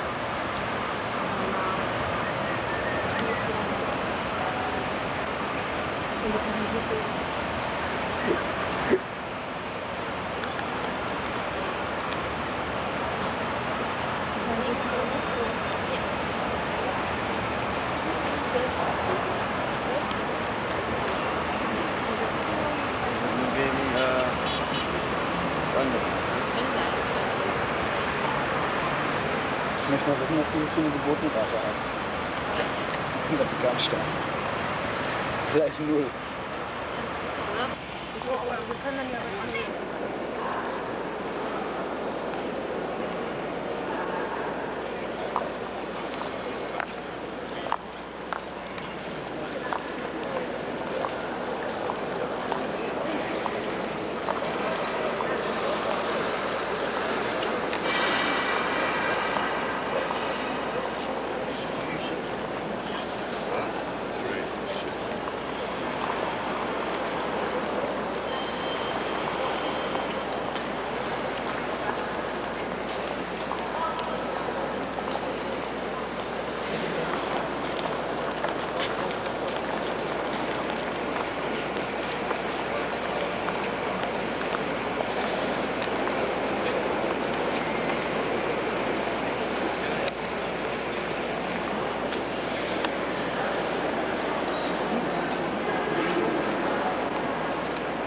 Would you say this was, Reed? Yada. Yada? Okay.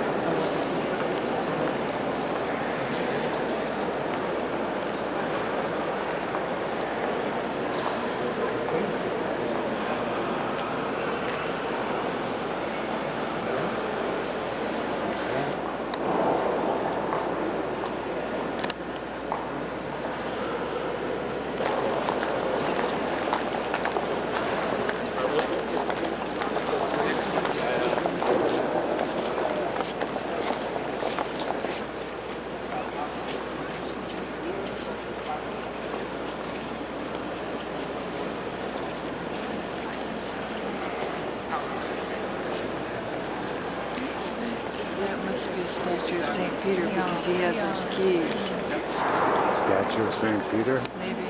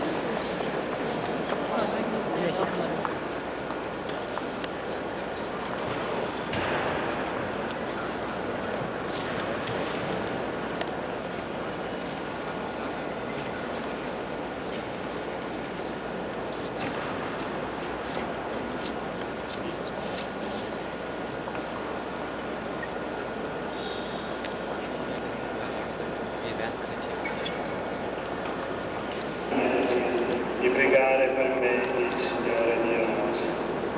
Dio Onnipotente abbia misericordia di noi, perdoni i nostri peccati e ci conduca alla vita eterna. Signore, pietà. Cristo, pietà. Signore, pietà. Preghiamo. O Padre, che per mezzo del tuo Spirito hai suscitato nella Chiesa Santa Teresa di Gesù per indicare una via nuova nella ricerca della perfezione, conceda a noi tuoi fedeli di nutrirci spiritualmente della sua dottrina e di essere infiammati da un vivo desiderio di santità. Per il nostro Signore Gesù Cristo, tuo Figlio che è Dio, e vive regna con te nell'unità dello Spirito Santo per tutti i secoli dei secoli.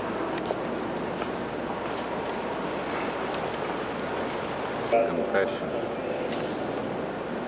In quel tempo il Signore è il sangue di Cristo.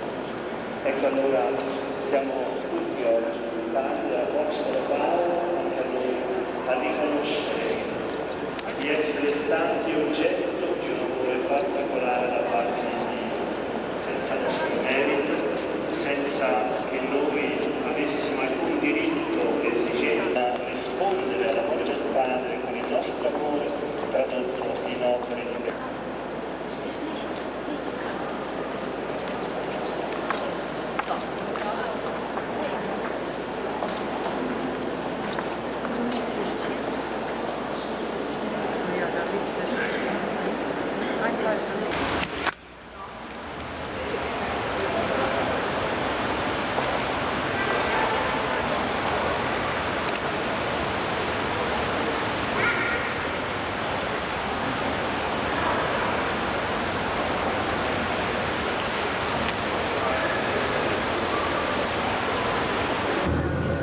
That's where we went in.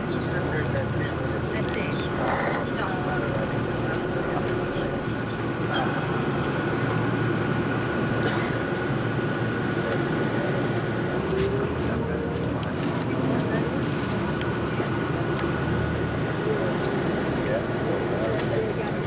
Yeah, that's right. The one right there. Did we stop it? No. A little yellow sign too, and it says Sistine Chapel. See that little yellow sign? Yeah.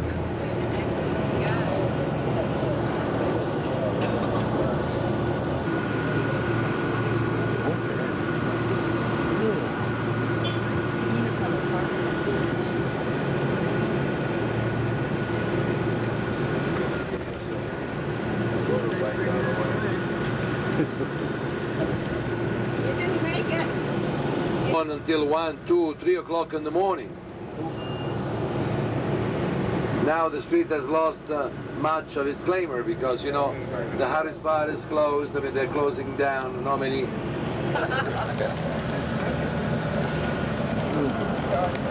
One church. That's the Irish church. It's right behind here.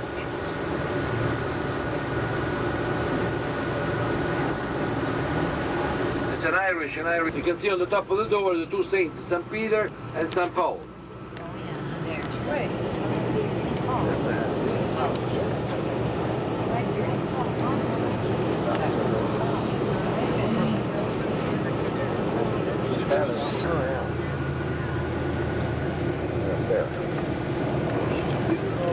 Those guards over there on both sides of that block. Yeah, there.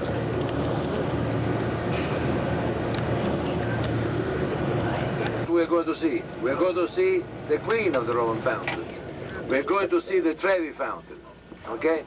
Now, as you have, as your group is a large group, I will explain the fountain now with a microphone, so you know, everybody knows where you're looking at. The fountain was built by, you see, an architect, the last architect. They work about 20 architects that worked on this fountain. But the last one was a Niccolò Salvi, in 1735, who built the fountain. And when you look at the fountain, you see three statues. The first one is the statue representing the goddess of abundance. The one in the middle represents Neptune, the god of the sea. And the third one represents what? The goddess of health. Then you see two seahorses, one with the head up and one with the head down. The one with the head up represents what? The sunrise. The one with the head down represents the sunset. Because the movie was called The Three Coins and the Fountains.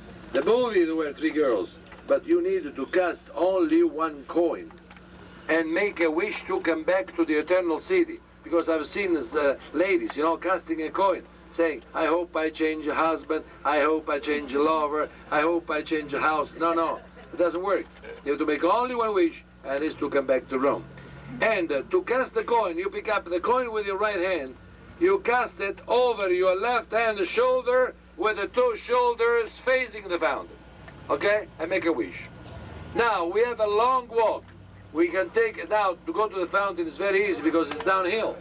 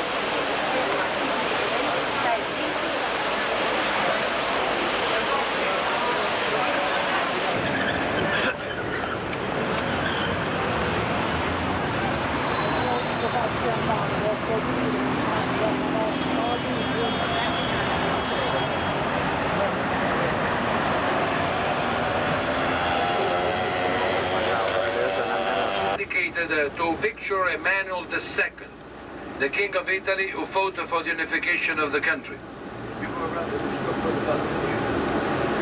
And it was begun in 1895, but you know that Italy broke into war in 1914.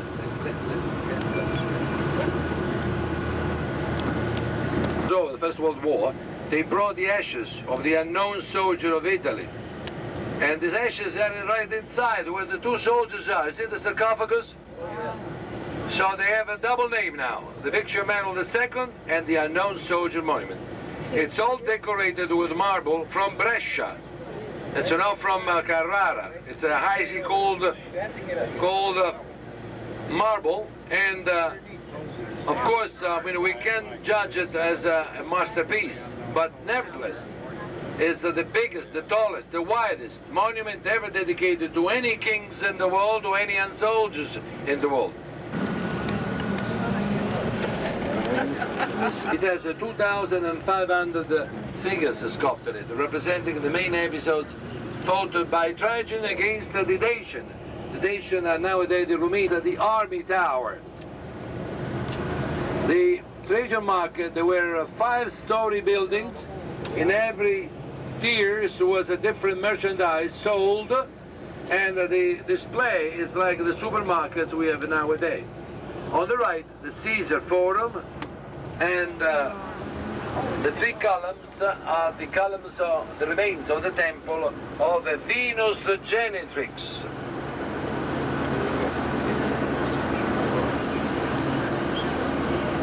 Where the god statue was kept in it. The big, huge, tall walls are the walls separating the Suburra, which was a low-class section of Rome, from the Roman Forum, which stands on your right-hand side. And those walls... Now, if you keep looking on the right, you're going to see the Basilica of Massenzio. The Basilica was built by the Emperor Massenzio, but was finished by his competitor, Costantino, 300 AD. Fitted in. Okay? So the two slopes, they come twice from the vertical. Okay? And then we have the separating walls made out of bricks to build the round. Because when the people are wealthy, you see, they reach to a certain moment that they get lazy. And there is nothing worse in life than getting lazy. That's where we are now. Well, I didn't mean to say that. I was trying. You're talking. Yeah. And the place, the Colosseum, where always the sun is on the bed.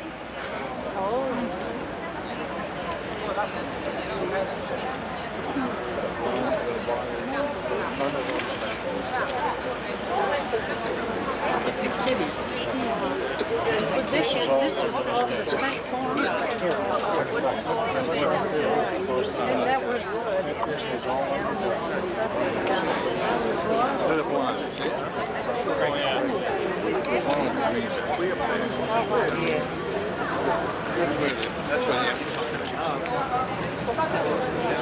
It's right there. Yeah. Terrible beast. Yeah. Look at the vicious claws on that beast. Yeah, you get a picture where the emperor is. There's another one. 2 big lions ready to attack him.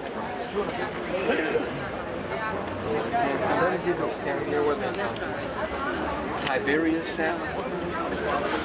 Look how thick these walls are. The one that was. Yeah, why not?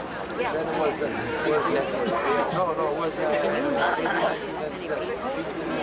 How many was it? 50,000. It's a Superdome. Way back. リーダー張ってあって上に戦って落ちると壊れちゃってライオンがボスになって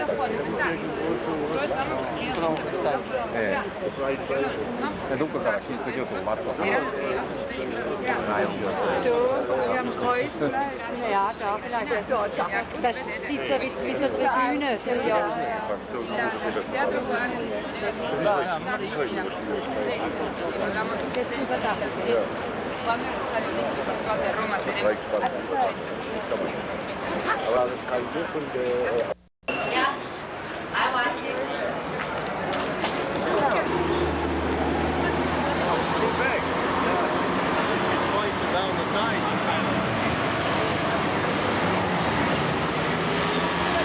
On the left, those are the ludus magnum, where the gladiators used to train themselves.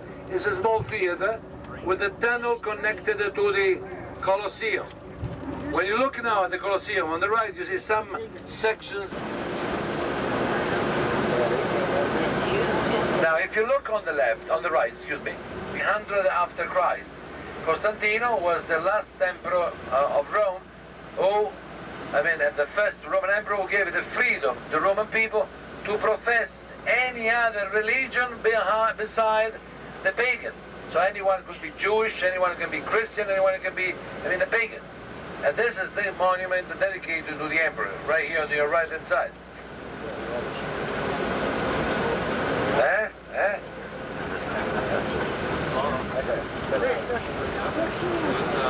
Oh, there's more!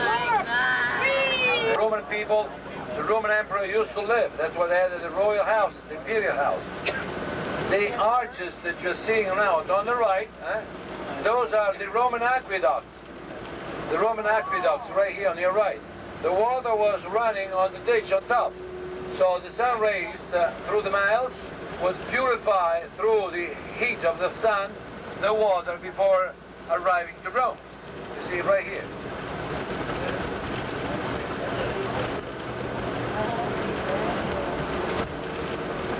Was a three-story building. The first and second one was in bricks, the third one was in wood, right here. The capacity of the circus was for 300,000 people seated. And they had three types of games. Chariots, then they have a biga with 2 horses, triga with 3 horses, and quadriga with 4 horses. And the people were seated in both wings.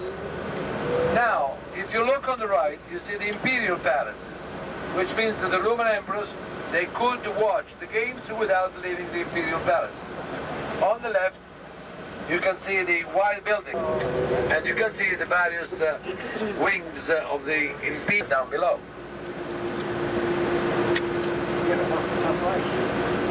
Now, the area here on the left is called the Aventino.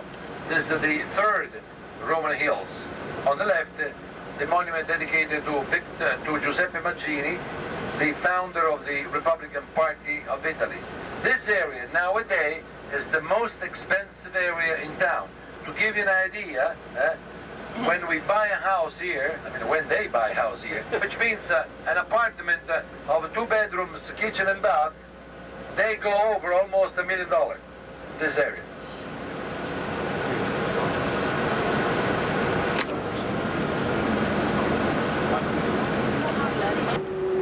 And as this was the loading and unloading section of the hall, we are passing through this section which is called Trust, which is not true, but anyhow that's what they feel, and that's what we let them feel like.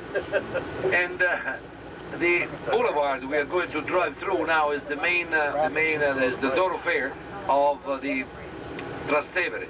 Trastevere, we have highest hill in Rome.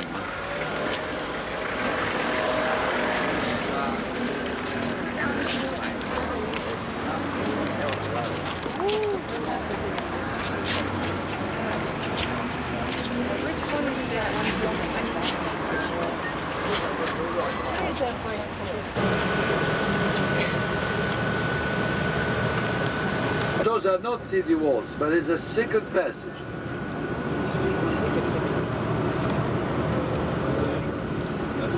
Hey, we are going to see them all. Today we are going to see the highlight of the museum and the Sistine Chapel. Now you see how many tourists are coming in. You get distracted for a second and you're done, which means you miss the tour. And here is like a glass house. But supposing you get lost, okay? Don't get panicked. Okay, buy a book, sit down, and read, and relax. Because tomorrow morning, the beautiful green marble, the return of the Roman Forum, which was taken here at the Vatican Museum to decorate the city, which is the ones that played the war. But was always made with black and white. It's only when the mosaic reaches Rome that has been upgraded, which means they introduce what? The color tiles. The only this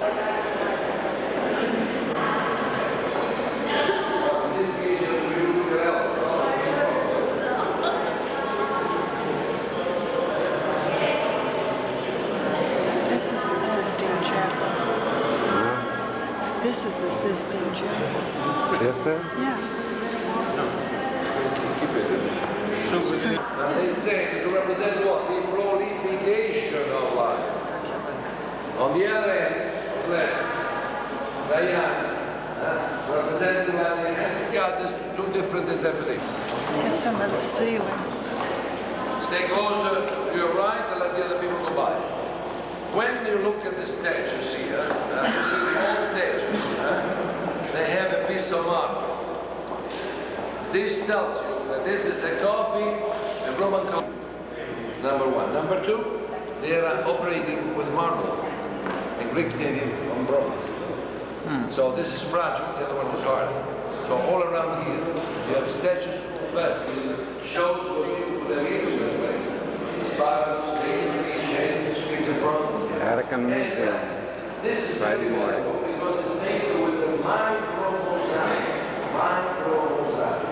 Which means you pull it up the Vatican, and they represent the God of the Pope who made this God. Dio de tutti.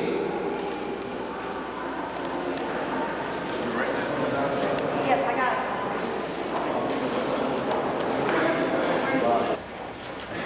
Now we passed through the successful one was the Brussels School, okay? And you can see the designs which they can still be seen nowadays at the British Museum in London. Those were made by a man called Raphael. Raphael Sanzio made those, okay? And sent to Brussels. They were made both to decorate what? The Sistine Chapel, lower part of the chapel. In colors, pastel colors. The same colors you can find where? Only on the seashell. The same seashell that they usually cut, and then they carve to make what? Cameos. Yeah? Don't they look like cameos in the middle? Yeah. Instead, those were painted with a technique, the French people call it the trompe-l'œil, the full over the eye, which means that those are not in relief, but those are completely plain, flat. All over, all the roof is flat.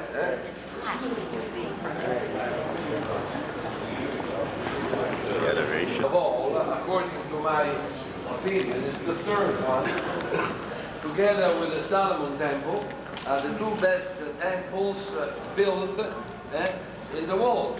If we didn't have those two temples, the word classical wouldn't exist. It would exist maybe such and such. Let's go. Of Christ. The technique is improving, getting more difficult and difficult every time.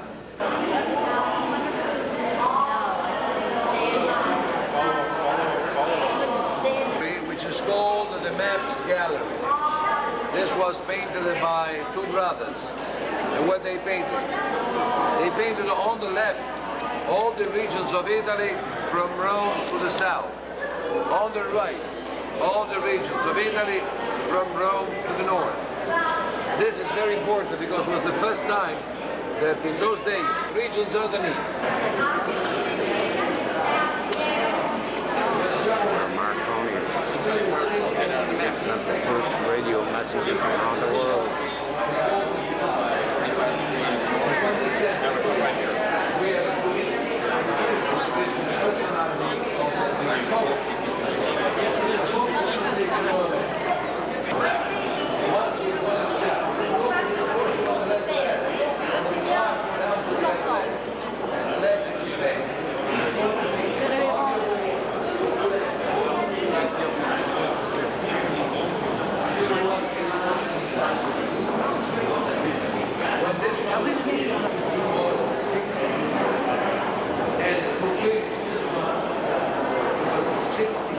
Walking along with the camera, pointing to the ceilings.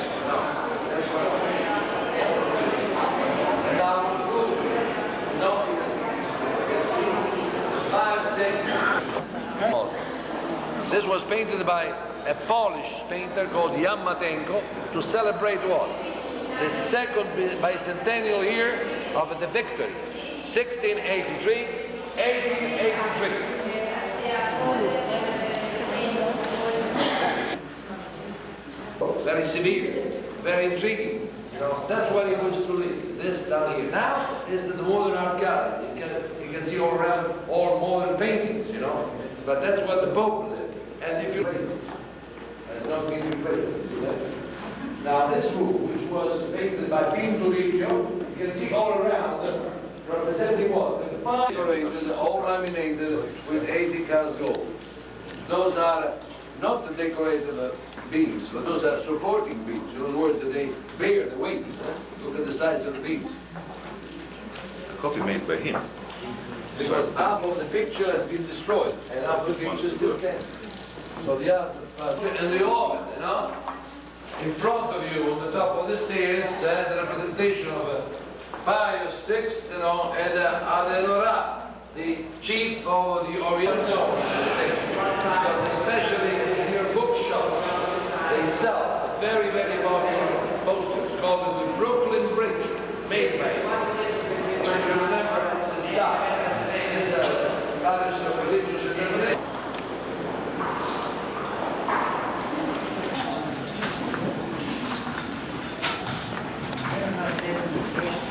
The Pope is elected, let's move where they are still having the balance. Over there, the balcony, it's not the balcony, there's a place where once upon a time they used to have the choir. They were boys of 16, 17, 18 years of age. Very well paid. Paid as much as Pavarotti, Placido Domingo, or Secarellas in those days. But to be member of those choirs, those boys, they had to go through a little operation. They had to be castrated. Imagine, lots of money, but lots of pain. Okay. Now, another thing, you see over there where the big...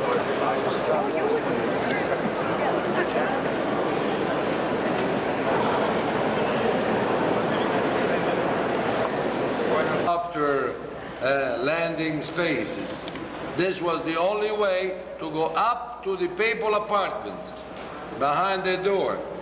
Walking for 100 yards, you get where? To the papal apartment.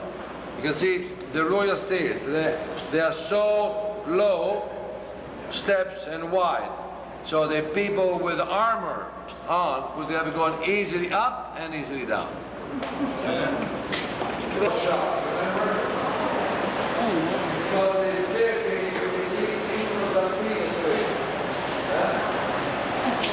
Now, we leave the royal stairs. Was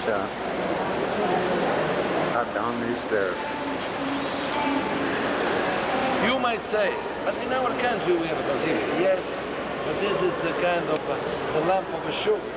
The church here, it's here and there, to the big church in town. Every 25 years by the Pope.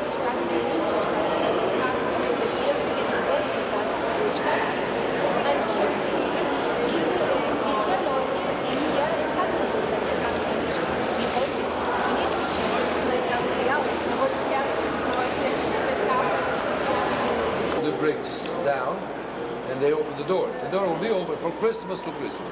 All those bricks bearing the coat of arms, so they're already sold out. Okay. How they sell it? By donation. Okay. Because everybody gets, I mean, they always have these collections, they like to collect them. And the bricks, they bear what? The coat of arms of the Pope who closed the door. Okay. Now, next time will be 2004. Over there. And say Mass. Where the bodies of all popes from St. Peter up to our days are kept in it. Yeah. All the bodies. See where you can...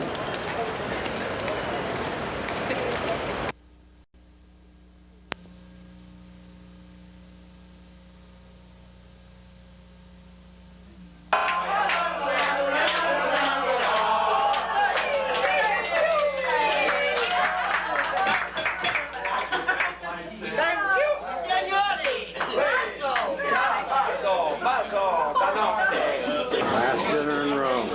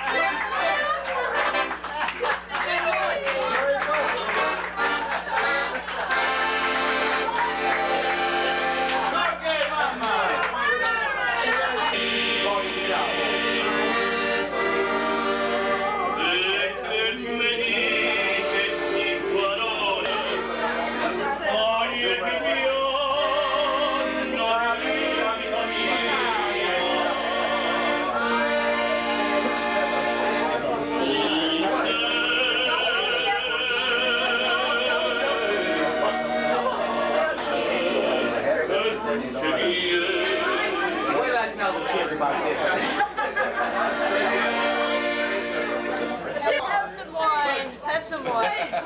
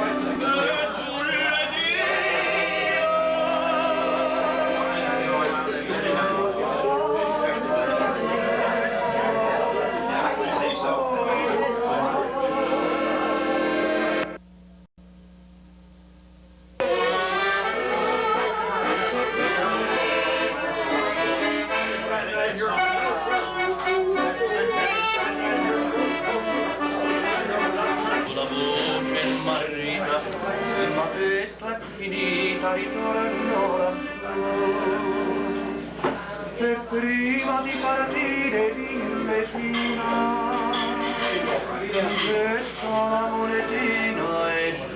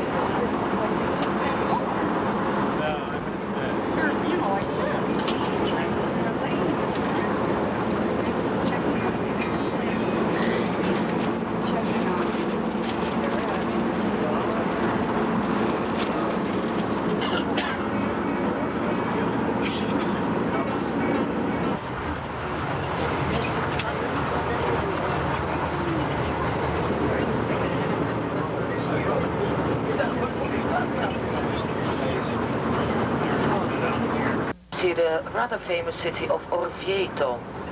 And all these little cities, of course, were built on top of the hills for defensive reasons.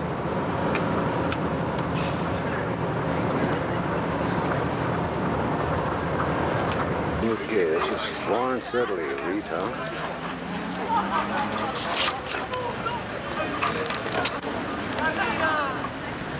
Get a shot of that bride down there. See? Okay. Going up to the cathedral.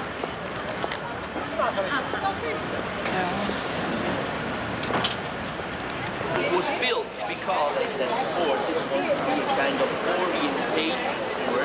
The idea is that we're trying to get the feeling of the city without staying long in front of each single work of art. So,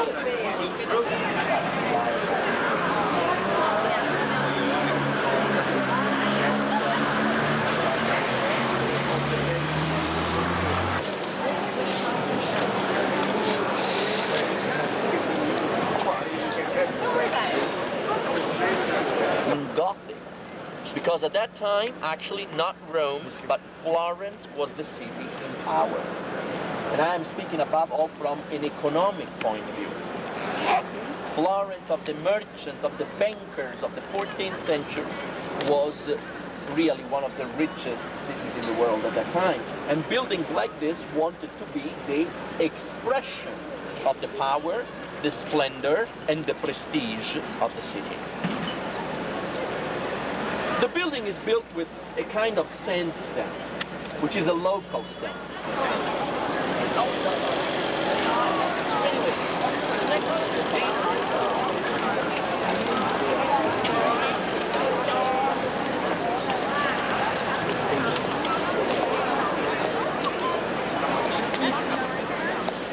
Of the name of an artist who was not Italian but French, and his real name was Jean de Boulogne.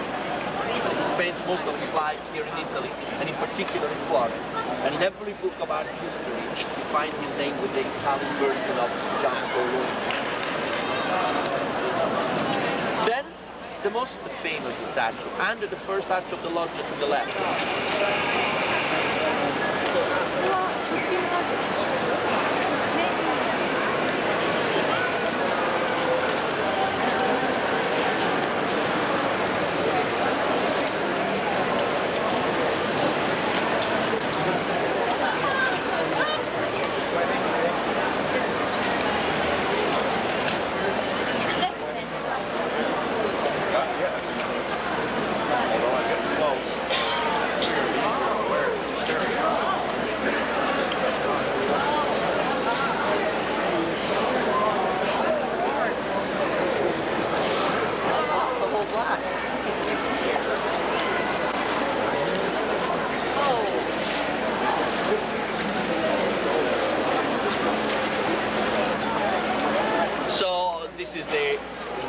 Center. Oh, just a second, wait, there is a car of the police that wants to go by.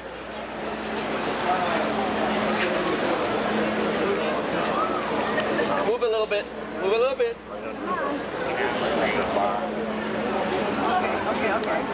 So, I was saying the religious center, formed by three 11th century Romanesque style, over 900 years old. And then the cathedral, the huge cathedral, St. Mary of the Flower, Santa Maria del Fiore, supposed to be the third longest church in the Christianity, after St. Peter's in Rome and after St. Paul's in London. About 1.5 centuries to build it. The cathedral was started in 1296. And the beautiful, elegant, slender bell tower that bears the name of the architect who designed it, Giotto. And the bell tower dates back 1334, 660 years ago.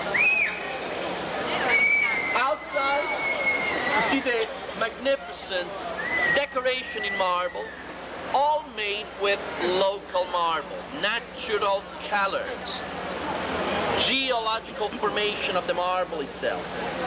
White one from Carrara, pink marble from Siena, green marble from the hills in the surroundings of Florence.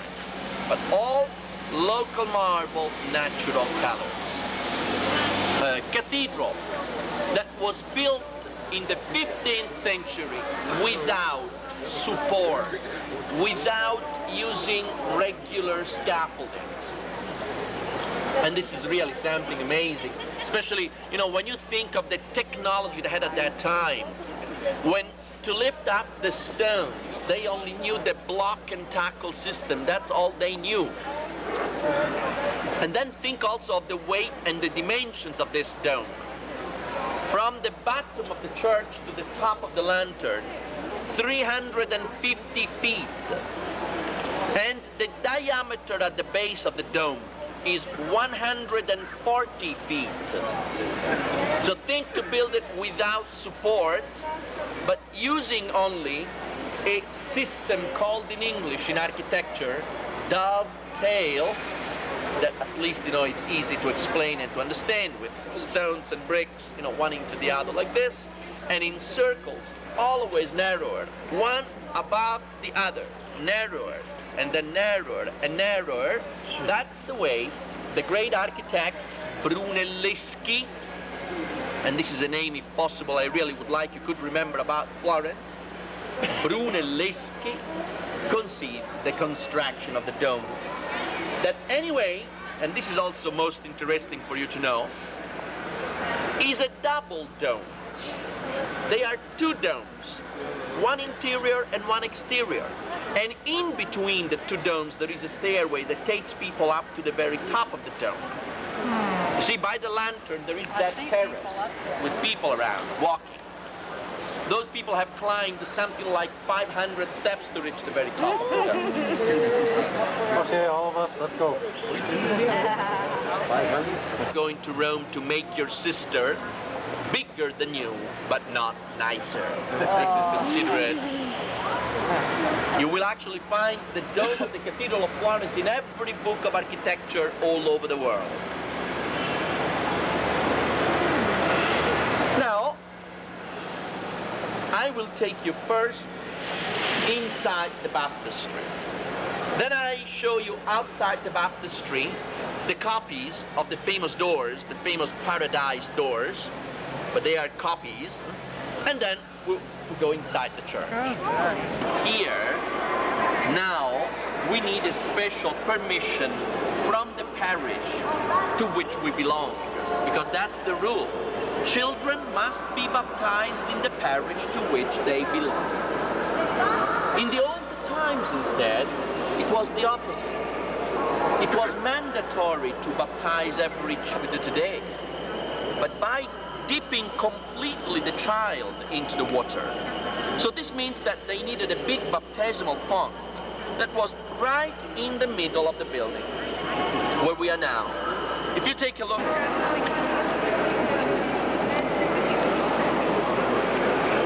now, the most important work of art and way of the baptistry are the famous doors. This was written also in the local newspaper. One single panel of the doors is over 120 pounds of weight. So think for a minute of the work at that time.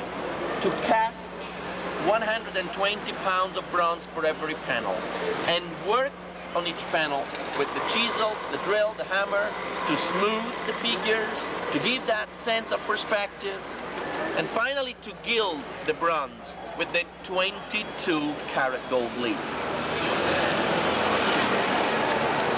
They are all stories taken from the Bible, from the Old Testament. Starting from the top on the left, you see the creation of Adam and Eve. The first on the right is Cain killing Abel. The second to the left is Noah, the ark and the drunkenness of Noah. And the second to the right, you see very well on top of the hill, the sacrifice of Isaac. Abraham and Isaac, and the angel arriving, stopping the hand of Abraham. The third on the left and the third on the right, I think, are the nicest of all the panels. And I particularly like them because of their sense of perspective, because of the elegance of the moves of the figures inside. When you look at the folding of the draperies, you can really speak of all individual little statues. And the stories are Jacob and Esau, and the third on the right is Joseph in Egypt, Joseph and his brothers. Then we have the fourth panel on the left, Moses on top of the Sinai mountain receiving the Ten Commandments. The fourth to the right with all those trumpets on top is the siege and falling of the walls of Jericho. And at the bottom, down to the left, is David beheading Goliath. And down to the right, the meeting of Queen Sheba and King Solomon in the temple. 27 years. Gothic style. Now, I don't want to make it boring and long telling you about the Gothic, but at least I would like to point out to you the main addition from the right to the left, with only one hand, 24 hours. And above all, you see that in this very moment, the clock is at the end, almost to the end of the 21st hour. And you may wonder why, considering it's 3 o'clock. But the reason is that still today, they like to make it work according to the tradition of the 15th century. And in the 15th century, the end of the 24th hour of the day was not calculated at midnight like we do, but it was always the sunset.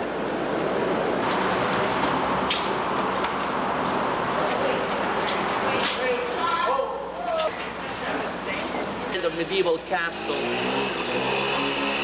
which is the first public building of Florence, 1255. Today the Bargello houses one of the most beautiful museums of Florence, the National Museum of Sculpture.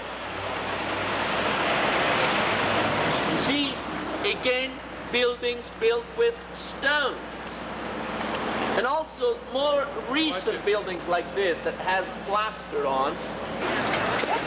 A church ruled by the Franciscan brothers.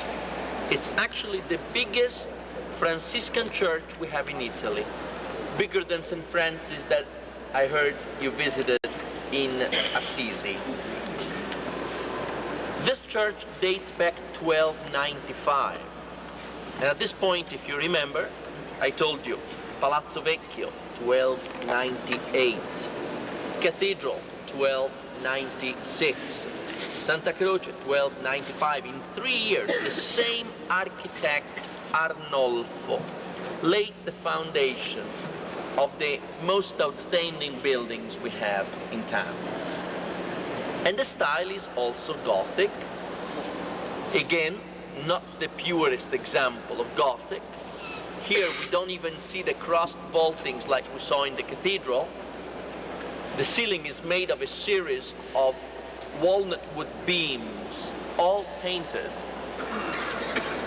And I let you imagine actually how the church must have been until the 16th century, when also the 2 walls on both sides of the church were completely covered of frescoes.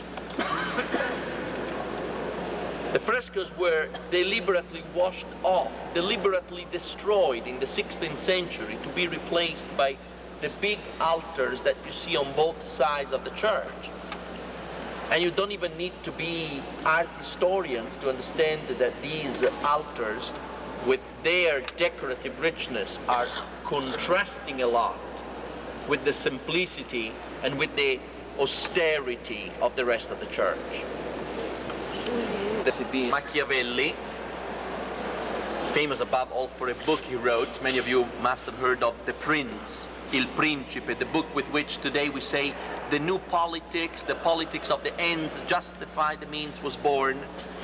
When Machiavelli teaches the princes how to behave in front of the population.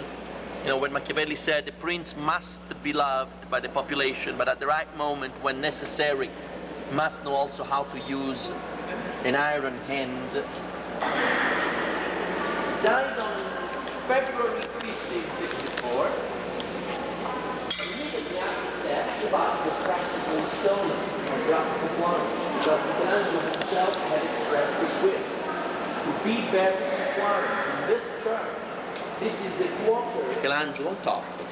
And the three statues of ladies around symbolizing the three major arts: painting, sculpture, and architecture. I would say that very interesting is to look at the face of Michelangelo, above all because usually people have a wrong idea of who Michelangelo was, physically speaking, you know?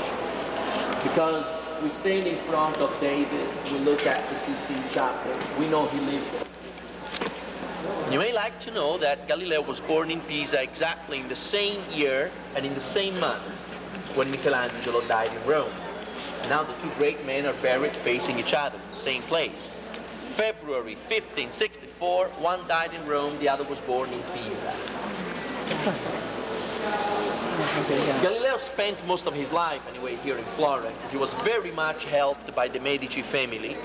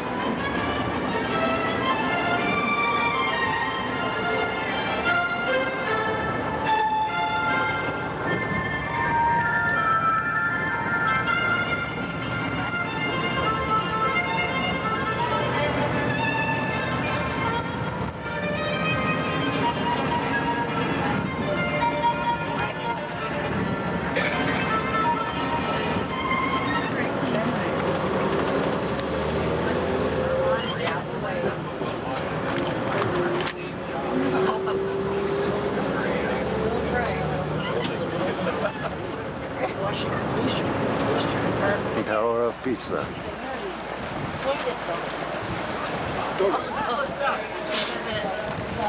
Oh, Michael.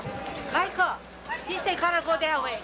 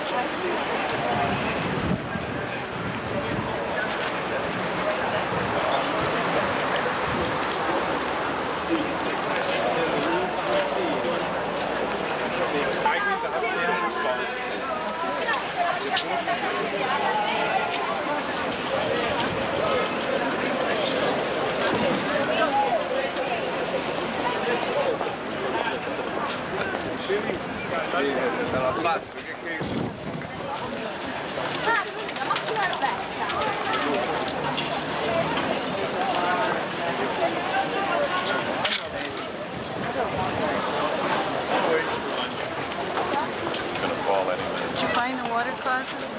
We didn't either. I was saying I wouldn't mind mind going in a restaurant just to, you know, they're usually free in a restaurant. Just to sit down and get something hot coffee or something. Maar die is gewoon niet terug. Precies dat. Moet je terug weg. Nee, ik ga er gewoon naar morgen. Ja, ik heb het ook morgenavond. Ja.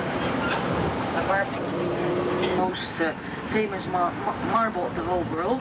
It has been, these quarries, there are over 300 different marble quarries have been worked by the Romans, so nearly 2,000 years ago, and they're still work. Carrara is a very important marble center. There are about 150 sculpture workshops, there are a lot of sewing mills, and a lot of marble is produced. I think nearly all of the ancient marble center. There are about 150 sculpture workshops, there are a lot of sewing mills, and a lot of marble is produced. I think nearly all of the ancient Rome has been built with the Carrara marble.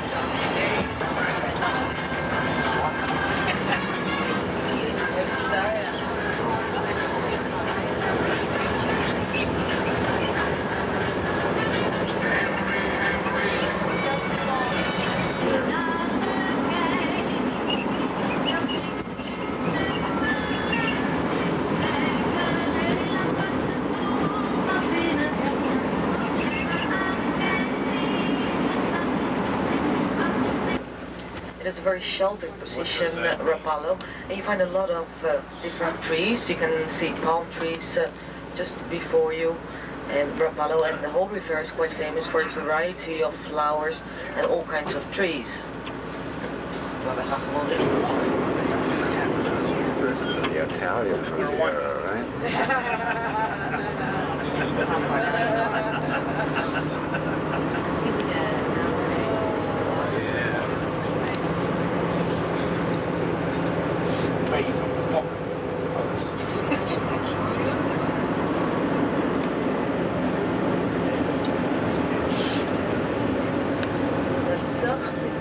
Nou ja, we kunnen niet veel afwisselen.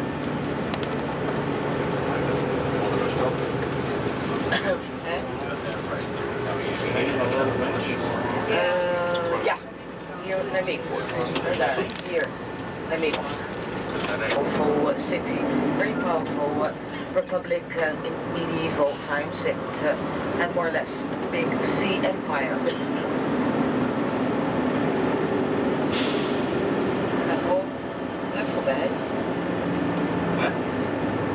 This is a Mediterranean. Mediterranean Riviera in Genoa. Italian, yeah. Riviera. Genoa, Italy.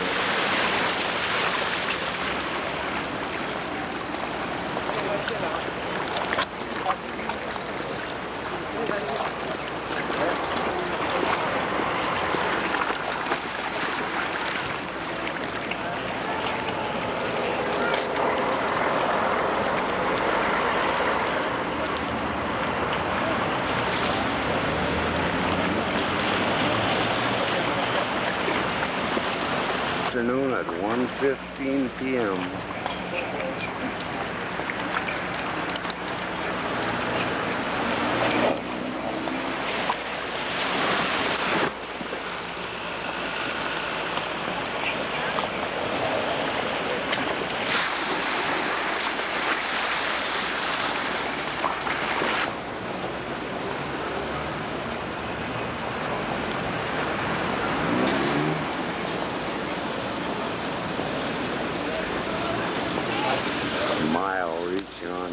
Gamma.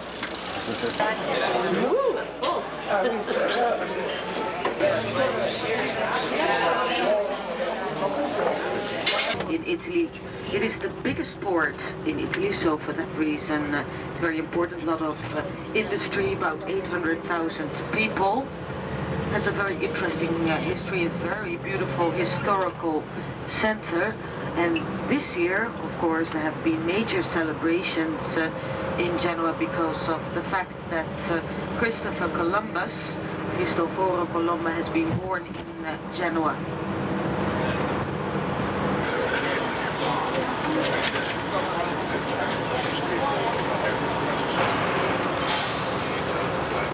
This is a French Italian border.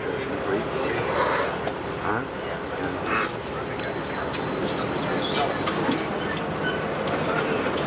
He just moved his suitcases.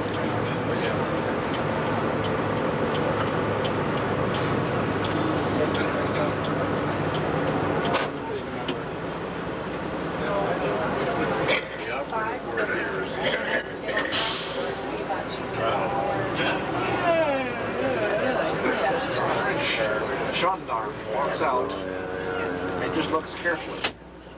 If he suspects anything, he stops you. Otherwise, he just kind of keeps you going. Hola. Moet je hier stoppen? Moet er iets gebeuren hier?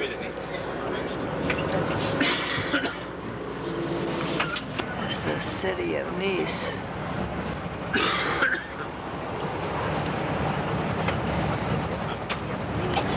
We're supposed to be Nice, yeah.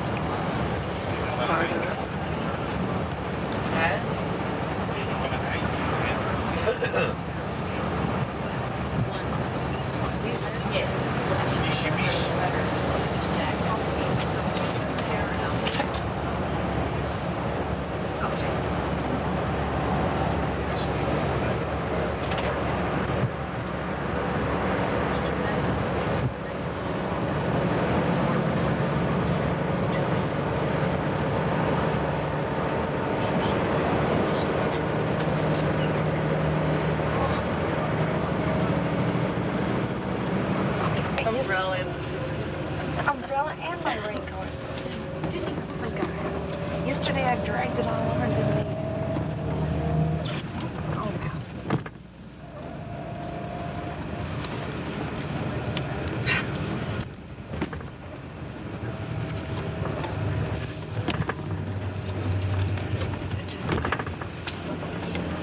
It's Monday morning.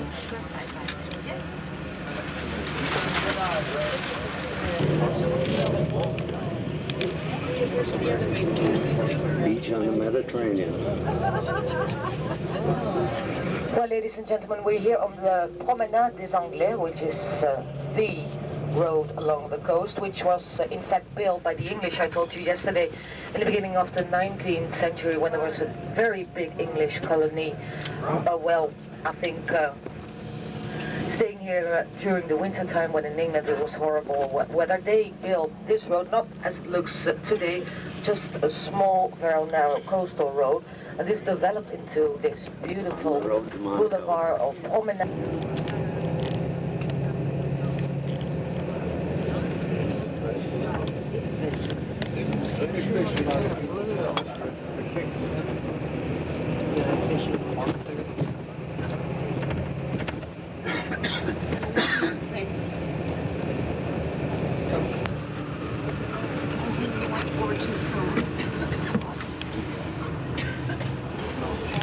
That's what I saw.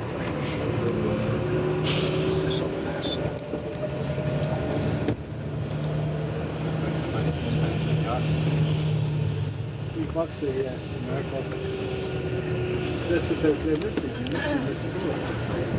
You know, you're getting these tour besides just going up.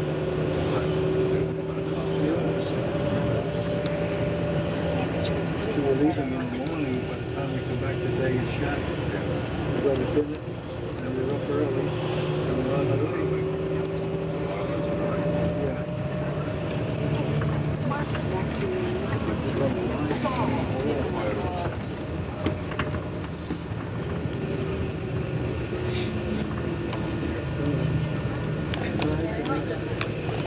What's that? Wood pump there? Yeah.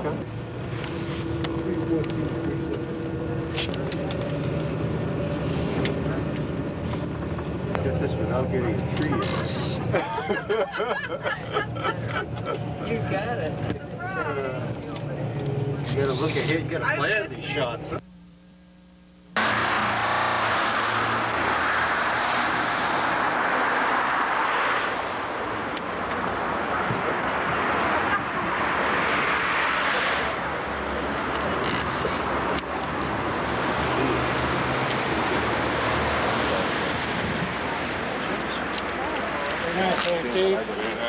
Of this, there have always been people living there.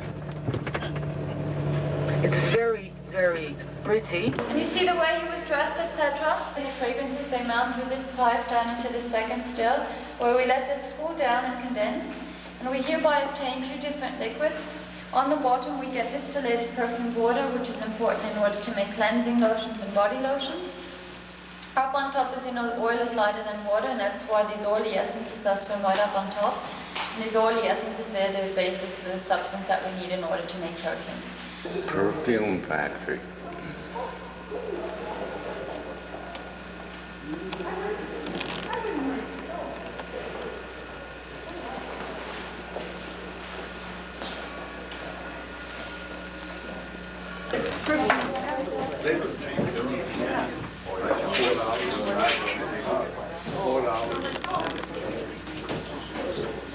How much?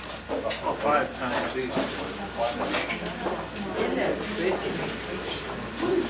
And Monaco is one of the few that have been left from that time. The Grimaldi family have been ruling over Monaco from 1308 and are still ruling. So that is really quite extraordinary.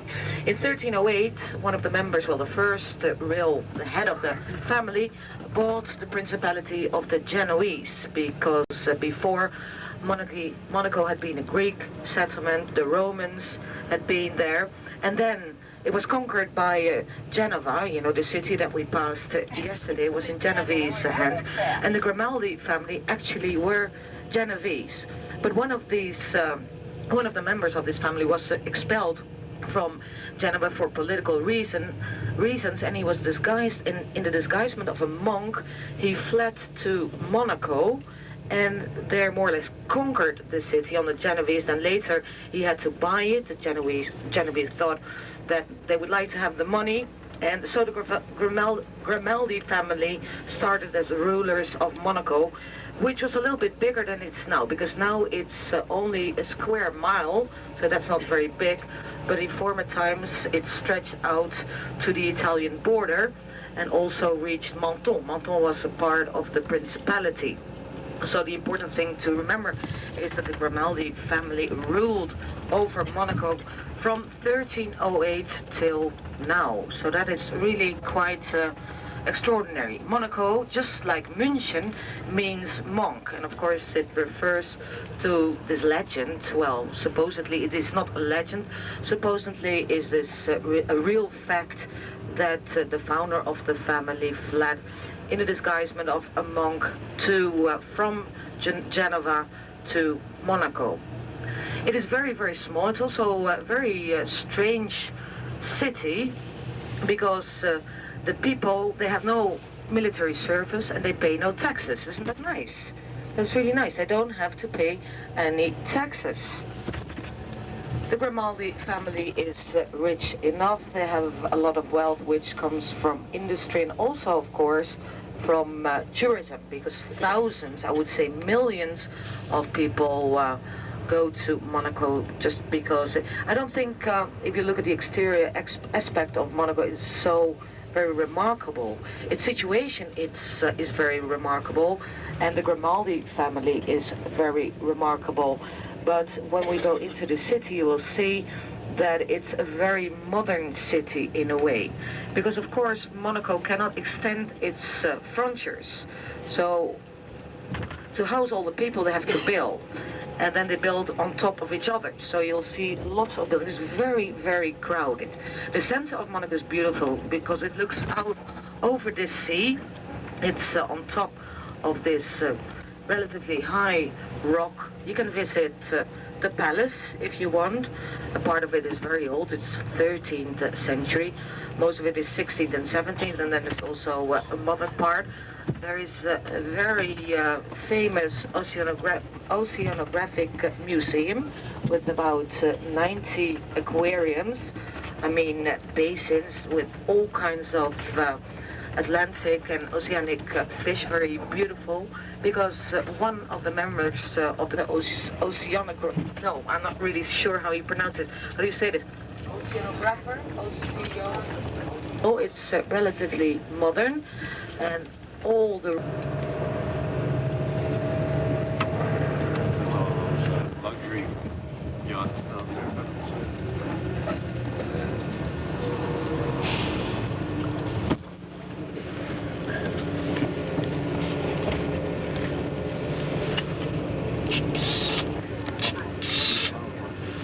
Well, of course, ladies and gentlemen, the Grimaldi family gets a lot of money out of the casino, because a lot of people lose, of course. So this is probably one of the reasons that the people who live here don't have to pay taxes. But there is also a lot of industry, and it all started in the 20th century. It's light industry like clothing, printing, pharmaceutical, plastics, perfumery, and also, of course, food. But we won't be seeing much of that because that's outside. Here we're going to enter the city itself.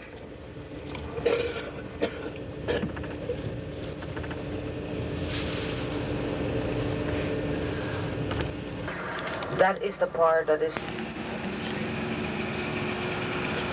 the capital of Monaco from Monte Carlo.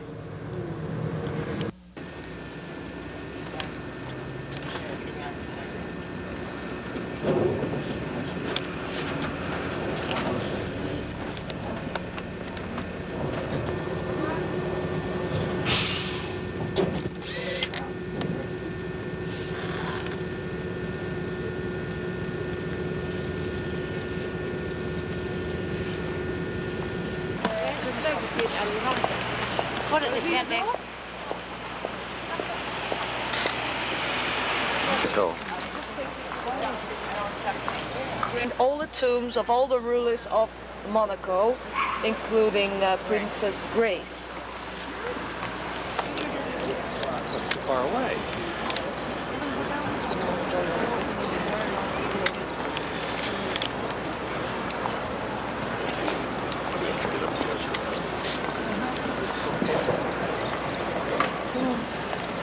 Palace in Monaco.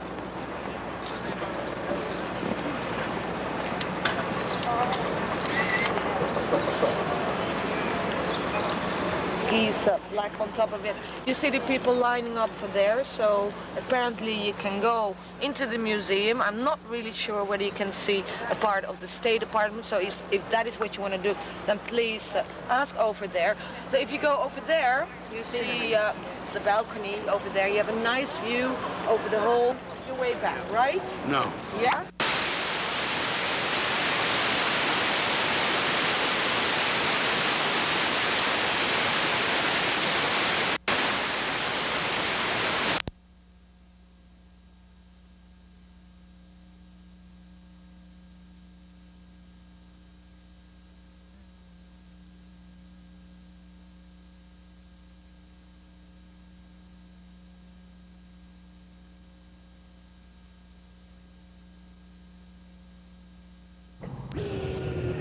That's what they're missing. They're missing this tour. You're getting these tour besides just going up.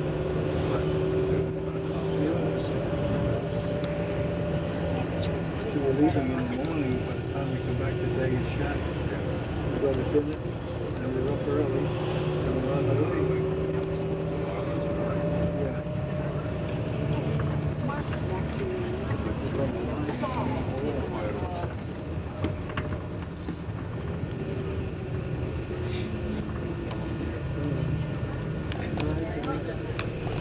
What's that? Wood pumpkin? Yeah.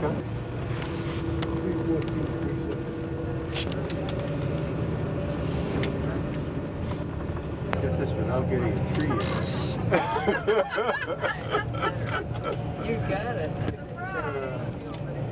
You gotta look ahead, you gotta plan these shots. Huh?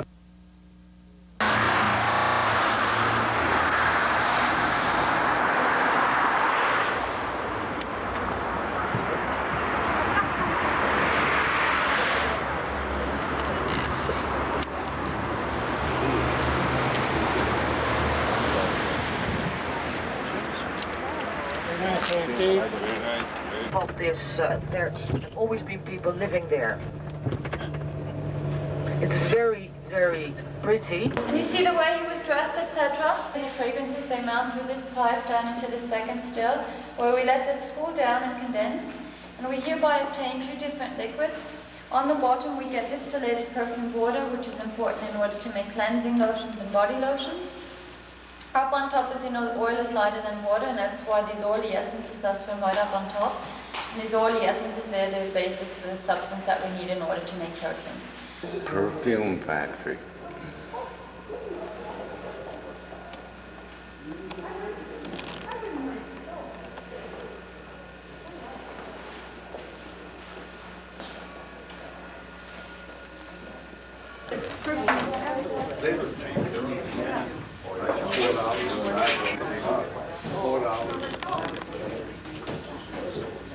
How much? Oh, 5 times each. And Monaco is one of the few that have been left from that time. The Grimaldi family have been ruling over Monaco from 1308 and are still ruling. So that is really quite extraordinary.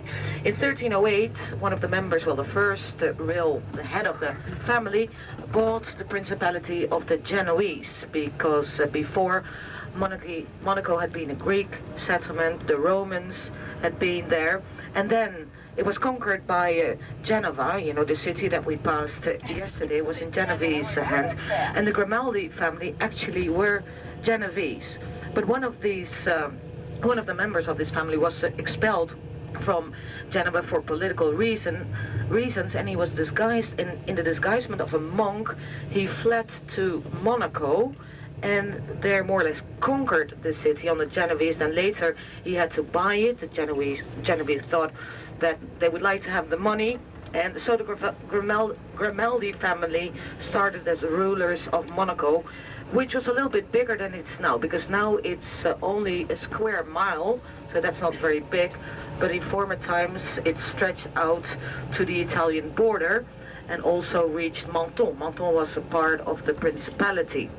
So the important thing to remember is that the Grimaldi family ruled over Monaco from 1308 till now. So that is really quite extraordinary. Monaco, just like München, means monk, and of course it refers to this legend. Well, supposedly it is not a legend. Supposedly is this a real fact that the founder of the family fled in the disguisement of a monk from Genova to Monaco. It is very, very small. It's also a very strange city because the people, they have no military service and they pay no taxes. Isn't that nice? That's really nice. They don't have to pay any taxes. The Grimaldi family is rich enough. They have a lot of wealth which comes from industry and also, of course, from tourism, because thousands, I would say millions of people go to Monaco just because. I don't think, if you look at the exterior aspect of Monaco, it's so very remarkable. Its situation is very remarkable, and the Grimaldi family is very remarkable. But when we go into the city, you will see that it's a very modern city in a way. Because of course, Monaco cannot extend its frontiers. So to house all the people, they have to build. And then they build on top of each other. So you'll see lots of buildings. It's very, very crowded. The center of Monaco is beautiful because it looks out over the sea. It's on top of this relatively high rock. You can visit the palace if you want. A part of it is very old. It's 13th century. Most of it is 16th and 17th, and then there's also a modern part. There is a very famous oceanographic museum with about 90 aquariums. I mean, basins with all kinds of Atlantic and oceanic fish, very beautiful, because one of the members of the oceanographer, no, I'm not really sure how you pronounce it. How do you say this? Oceanographer? Oh, it's relatively modern, and all the... There's all those luxury yachts down there.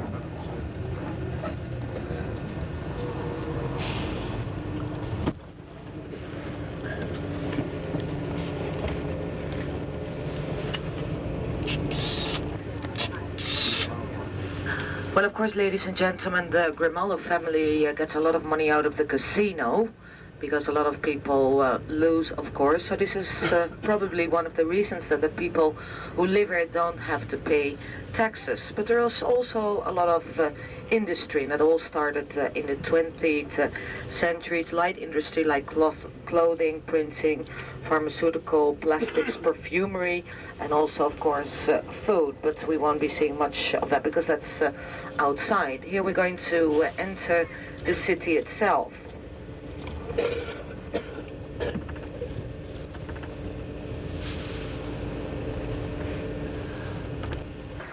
That is the part that is the capital of Monaco from Monte Carlo.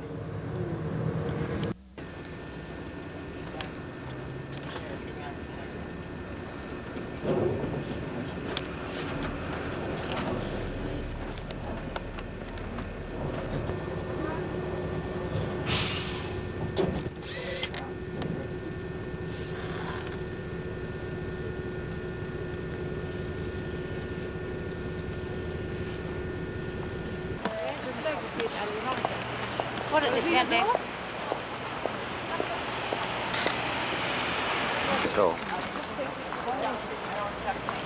And all the tombs of all the rulers of Monaco, including Princess Grace. That's too far away.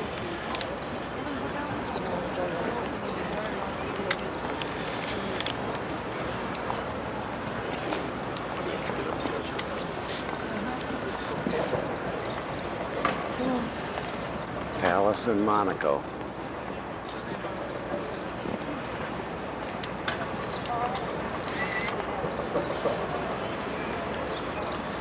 Portuguese plaque on top of it.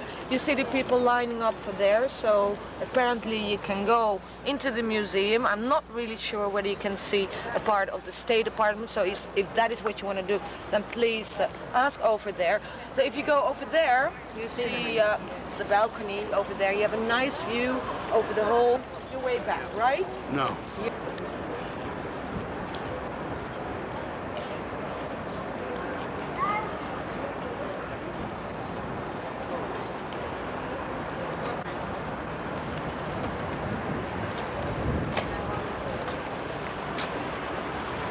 Rita on the streets of Monaco.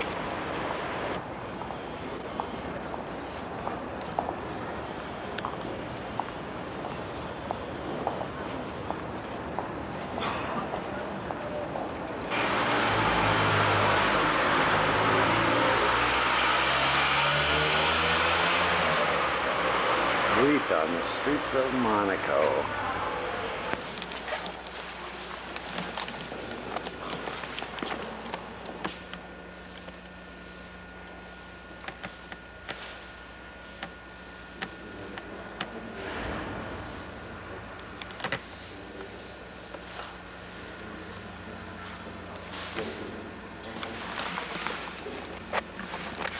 It was a slum at that time, and then somebody came to his rescue. That was a Frenchman called François Blanc, and he took over the casino. Here.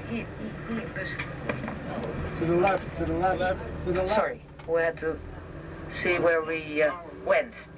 So in 1863, the whole casino was taken over by François Blanc. But he stipulated a few things because he wanted to move the casino from Monaco, there at your right hand side, to the hill, the rock of Monte Carlo. Monte Carlo just means the mountain of Charles, the Charles Mountain, because he wanted a little bit more space. And he said to Charles III, well, you get 10% of all the earnings of the casino, and I also give you money for the upkeep of the palace, and for the police force, and for the guards of the palace. And still, part of the police force and the guards, and also the upkeep of the palace is paid by the casino. Of course, then the Grimaldi family has this 10%. That's quite nice. So François Blanc took over, and he had this beautiful casino built by Charles Garnier. Charles Garnier is a very famous architect. He built the opera in Paris, and inside, if you go inside the casino, well, there's only a certain part that you can see without the proper dress. Then you'll see it's a very beautiful building inside. Well, the rest of it I'll tell you later. It's quite interesting because in the casino they do have a suicide squad and a police squad, and it's all very interesting. But we have to stop here. Just wait a second. My batteries are beginning to run out. We're talking about the same battery. Yeah. My mother used to say that.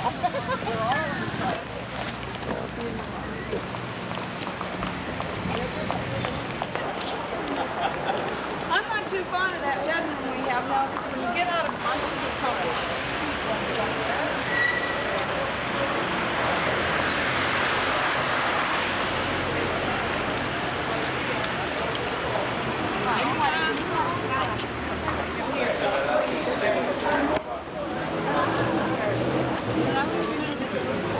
Carlo Casino.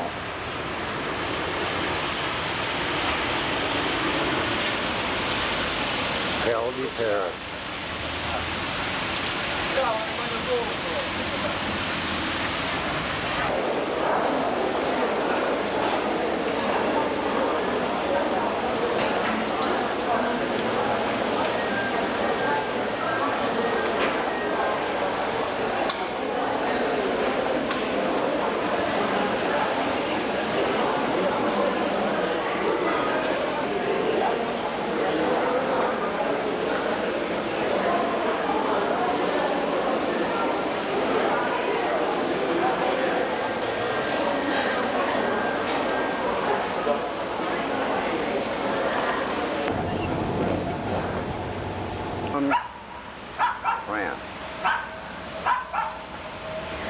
then going over the French Alps from Nice on the way to Lyons.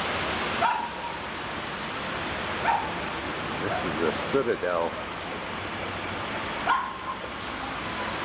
It's a stone that the Germans held and bombed heavily by the Allies.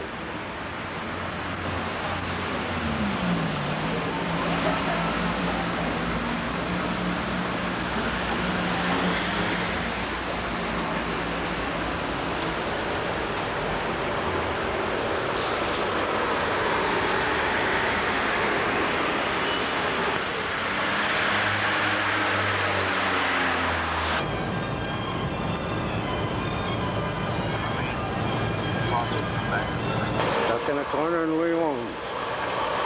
Move the car in the corner to get out of it. Get past it.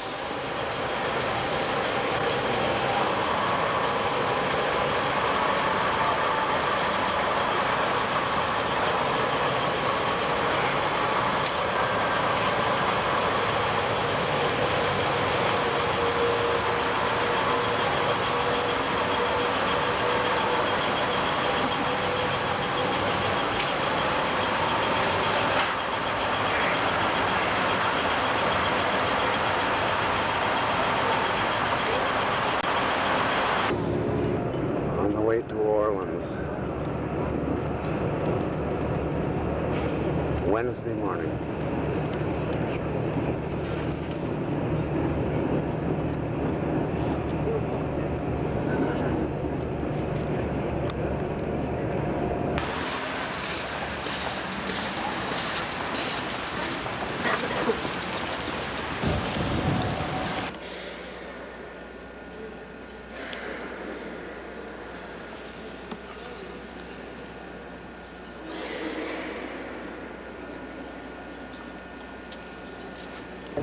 Orléans.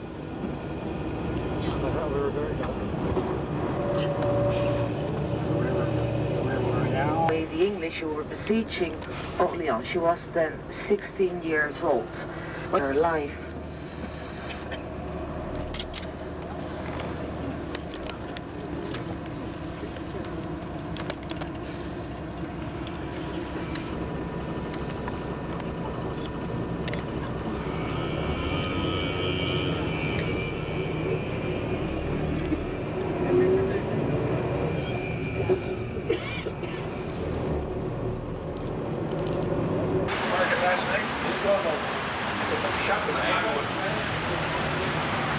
Thursday morning, Orleans, leaving for Paris in about a half an hour.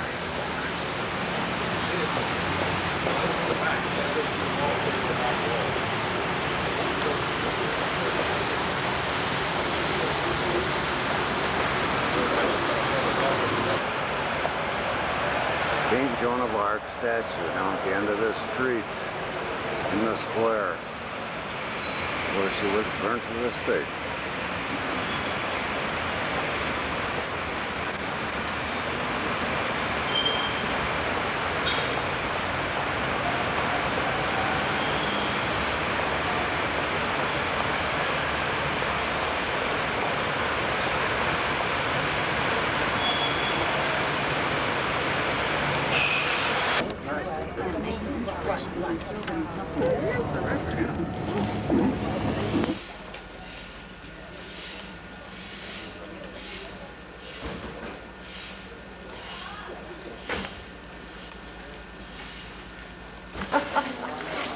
We wondered how they took it back.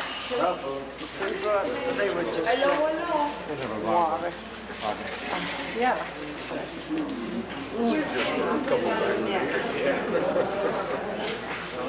Get a lot of guests here. Always have a lot of guests here.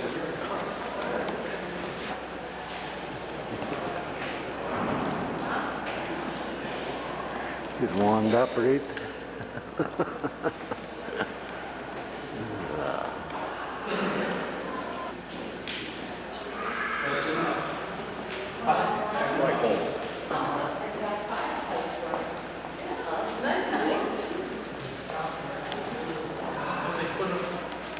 The castle we stayed in our castle.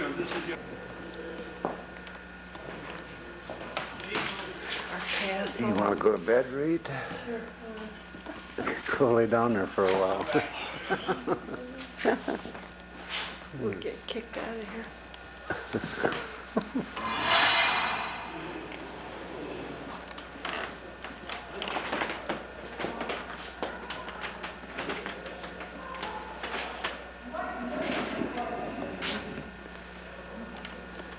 Here was Henry IV when he was a little boy. Henry IV when he was a boy. Looks like.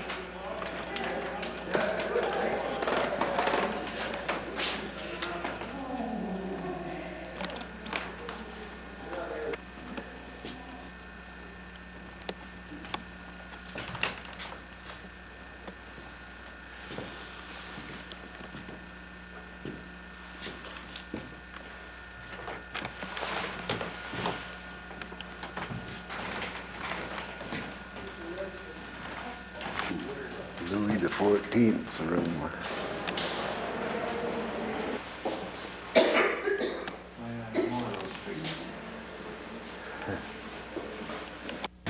That's the main one. It's the same as the little one. Yeah, it's yeah.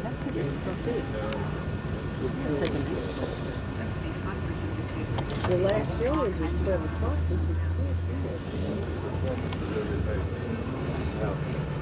Looks much better at night. Yes. There's a Moulin Rouge, Paris.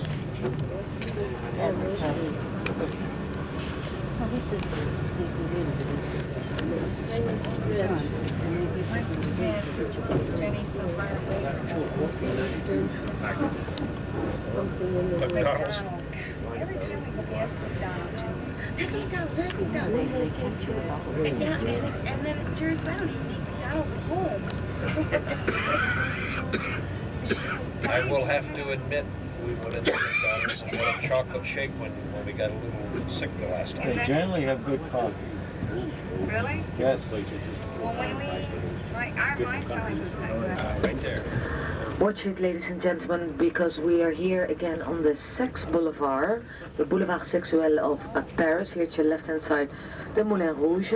And now you can see it with the lights on, you know, which makes it really quite nice and exciting.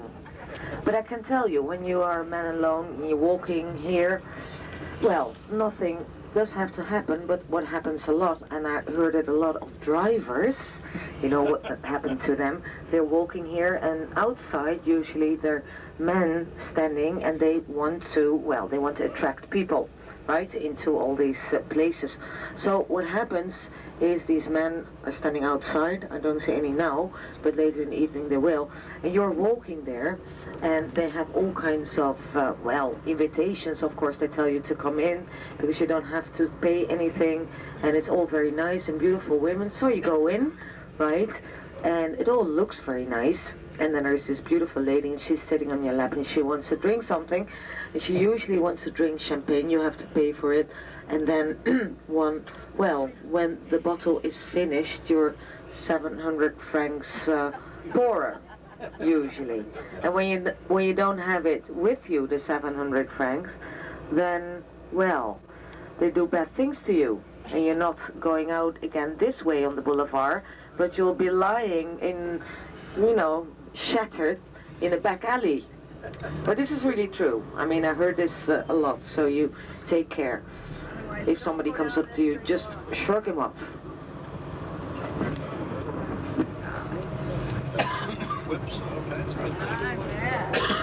The worst ones are in the little streets here at the right-hand side. Quite. What man can't devise to take your money away from you? It's just ridiculous.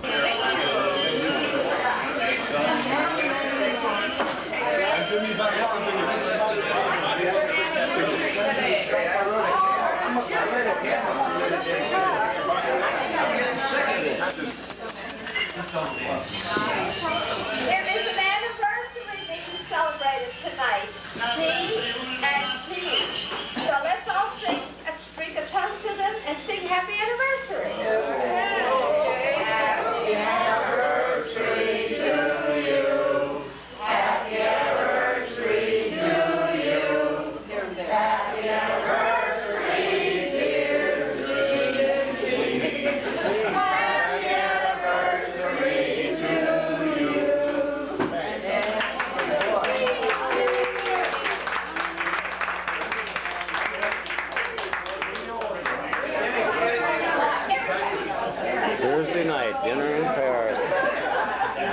boulevard is the big boulevard, and as you can see, there are a lot of restaurants, and it's just one of the big boulevards with a lot of restaurants. How many restaurants there are in Paris? There are 5,000 restaurants. 5,000. But if you look at the number of hotels, there are 1,300 hotels in Paris. It attracts about 25 million people a year, Paris, because everyone, wherever you live on the world, wants to go once in his life to Paris, right? And it's a very, very beautiful city. We'll see it later. Well, some other numbers. Look at the number of museums. They have 89 museums. 89. Can you imagine? I mean, the Louvre is just one, and you have to spend 1 year. They actually made an account of that. If you want to look at all the artifacts in the Louvre just for 2 minutes, you have to spend more than 1 year. Very, very nice. And you see it, well, it's very big. This is the big street of all the department stores. You have the Galerie Lafayette, you have the Printemps, and we will all see them. Just look here at your right-hand side. This is the... We are going to stop here at the end of the tour tomorrow, okay? All right. You see the Ritz Hotel. If you want to, if you want to hire or rent or buy for just one night a suite in the style of Louis XIV, you pay 14,000 francs just for one night. But look at all the buildings around you. They're all in one style because they've been built in the time of Louis XIV. And if you look very carefully, unfortunately it starts to rain. At the first floor you see the balconies with a little gold sun. Do you see that? Yes. Yeah, so you can see it is actually, it was a present to Louis XIV, who was called the Sun King, of course. That were, well, that provided, that gave Paris the name of the city of light, or the city of illumination, the Ville Lumière. A lot slower. Okay, we're here. Well, you see all the monuments here. We're here on the Place de la Concorde. That means the Square of Concord. This used to be the Square of the Revolution, and the Queen of France as well. Here in the middle you see the obelisk. The obelisk is, of course, Egyptian, and it was placed there in the last century, in the 19th century. It was a present by one of the kings of Egypt, and that's the oldest stone in Paris because it dates back to 1225 before Christ. I assume that you know why it's called the Eiffel Tower. Built it. Yeah, it was the architect Eiffel. He was actually specialized in building bridges. He wasn't an architect, he was in fact an engineer. And if you look closely at the Eiffel Tower, you can see that. Ooh la la. Now just look in front of you. It looks quite nice, you know, because there's like a moving image on the temple, right? That building is very important because it is the parliament, the Assemblée Nationale. It's the parliament of France, and of course it's a very important building. It's like the Congress.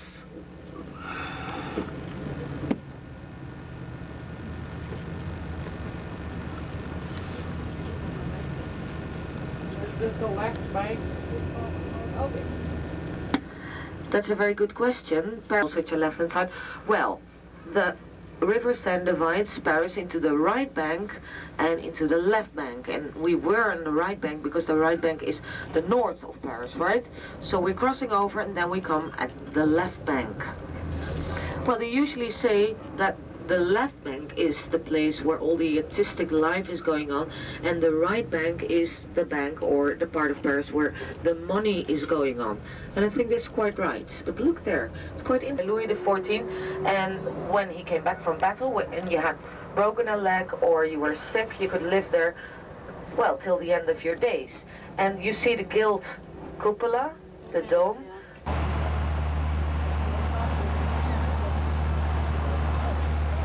Thursday night cruise on the River Seine.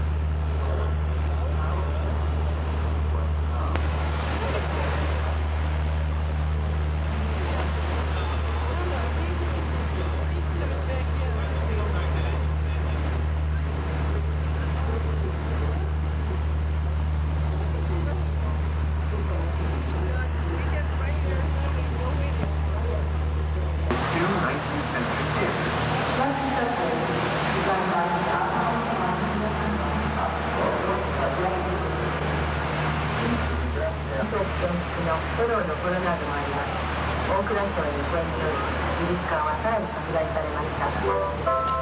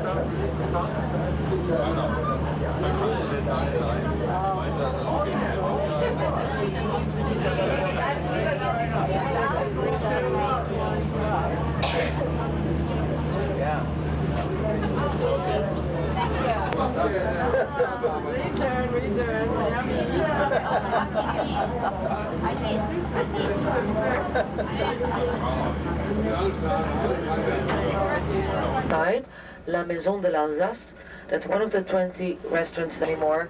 So you see all these big companies represented on the most famous boulevard of Paris. But then you remember probably, we were on the interior court of the Louvre. You saw a small Arch of Triumph, an Arch of Victory, and it was erected by order of Napoleon.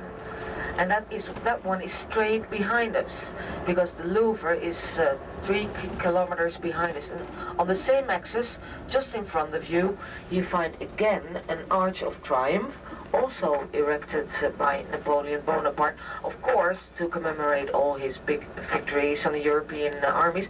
And the distance in between them is exactly 3 kilometers.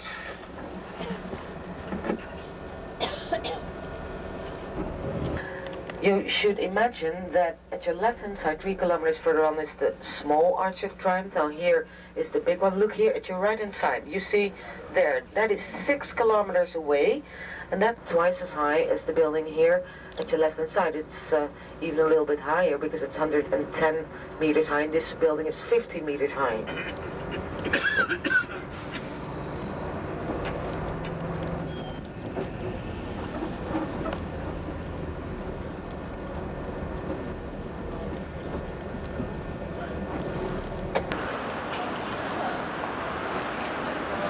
Front of our hotel in Paris. Last night we took a night trip of Paris. Today we're going to take a day trip of Paris.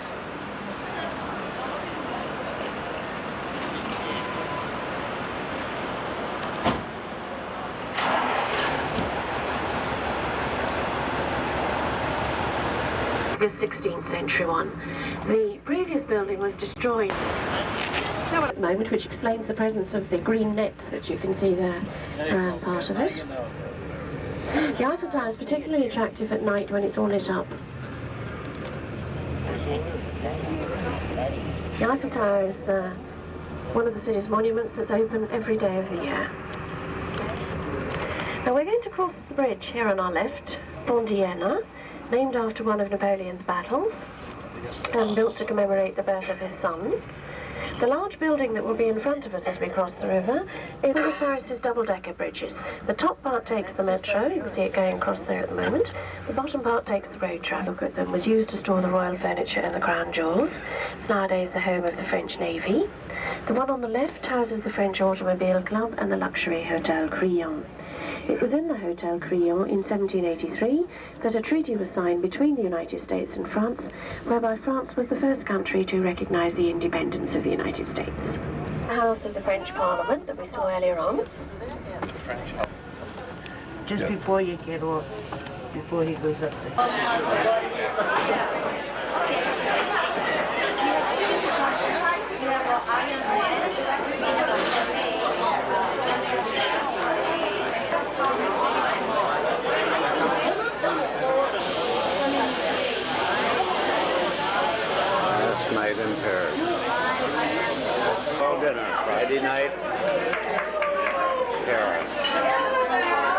Leave for the airport 8 o'clock in the morning.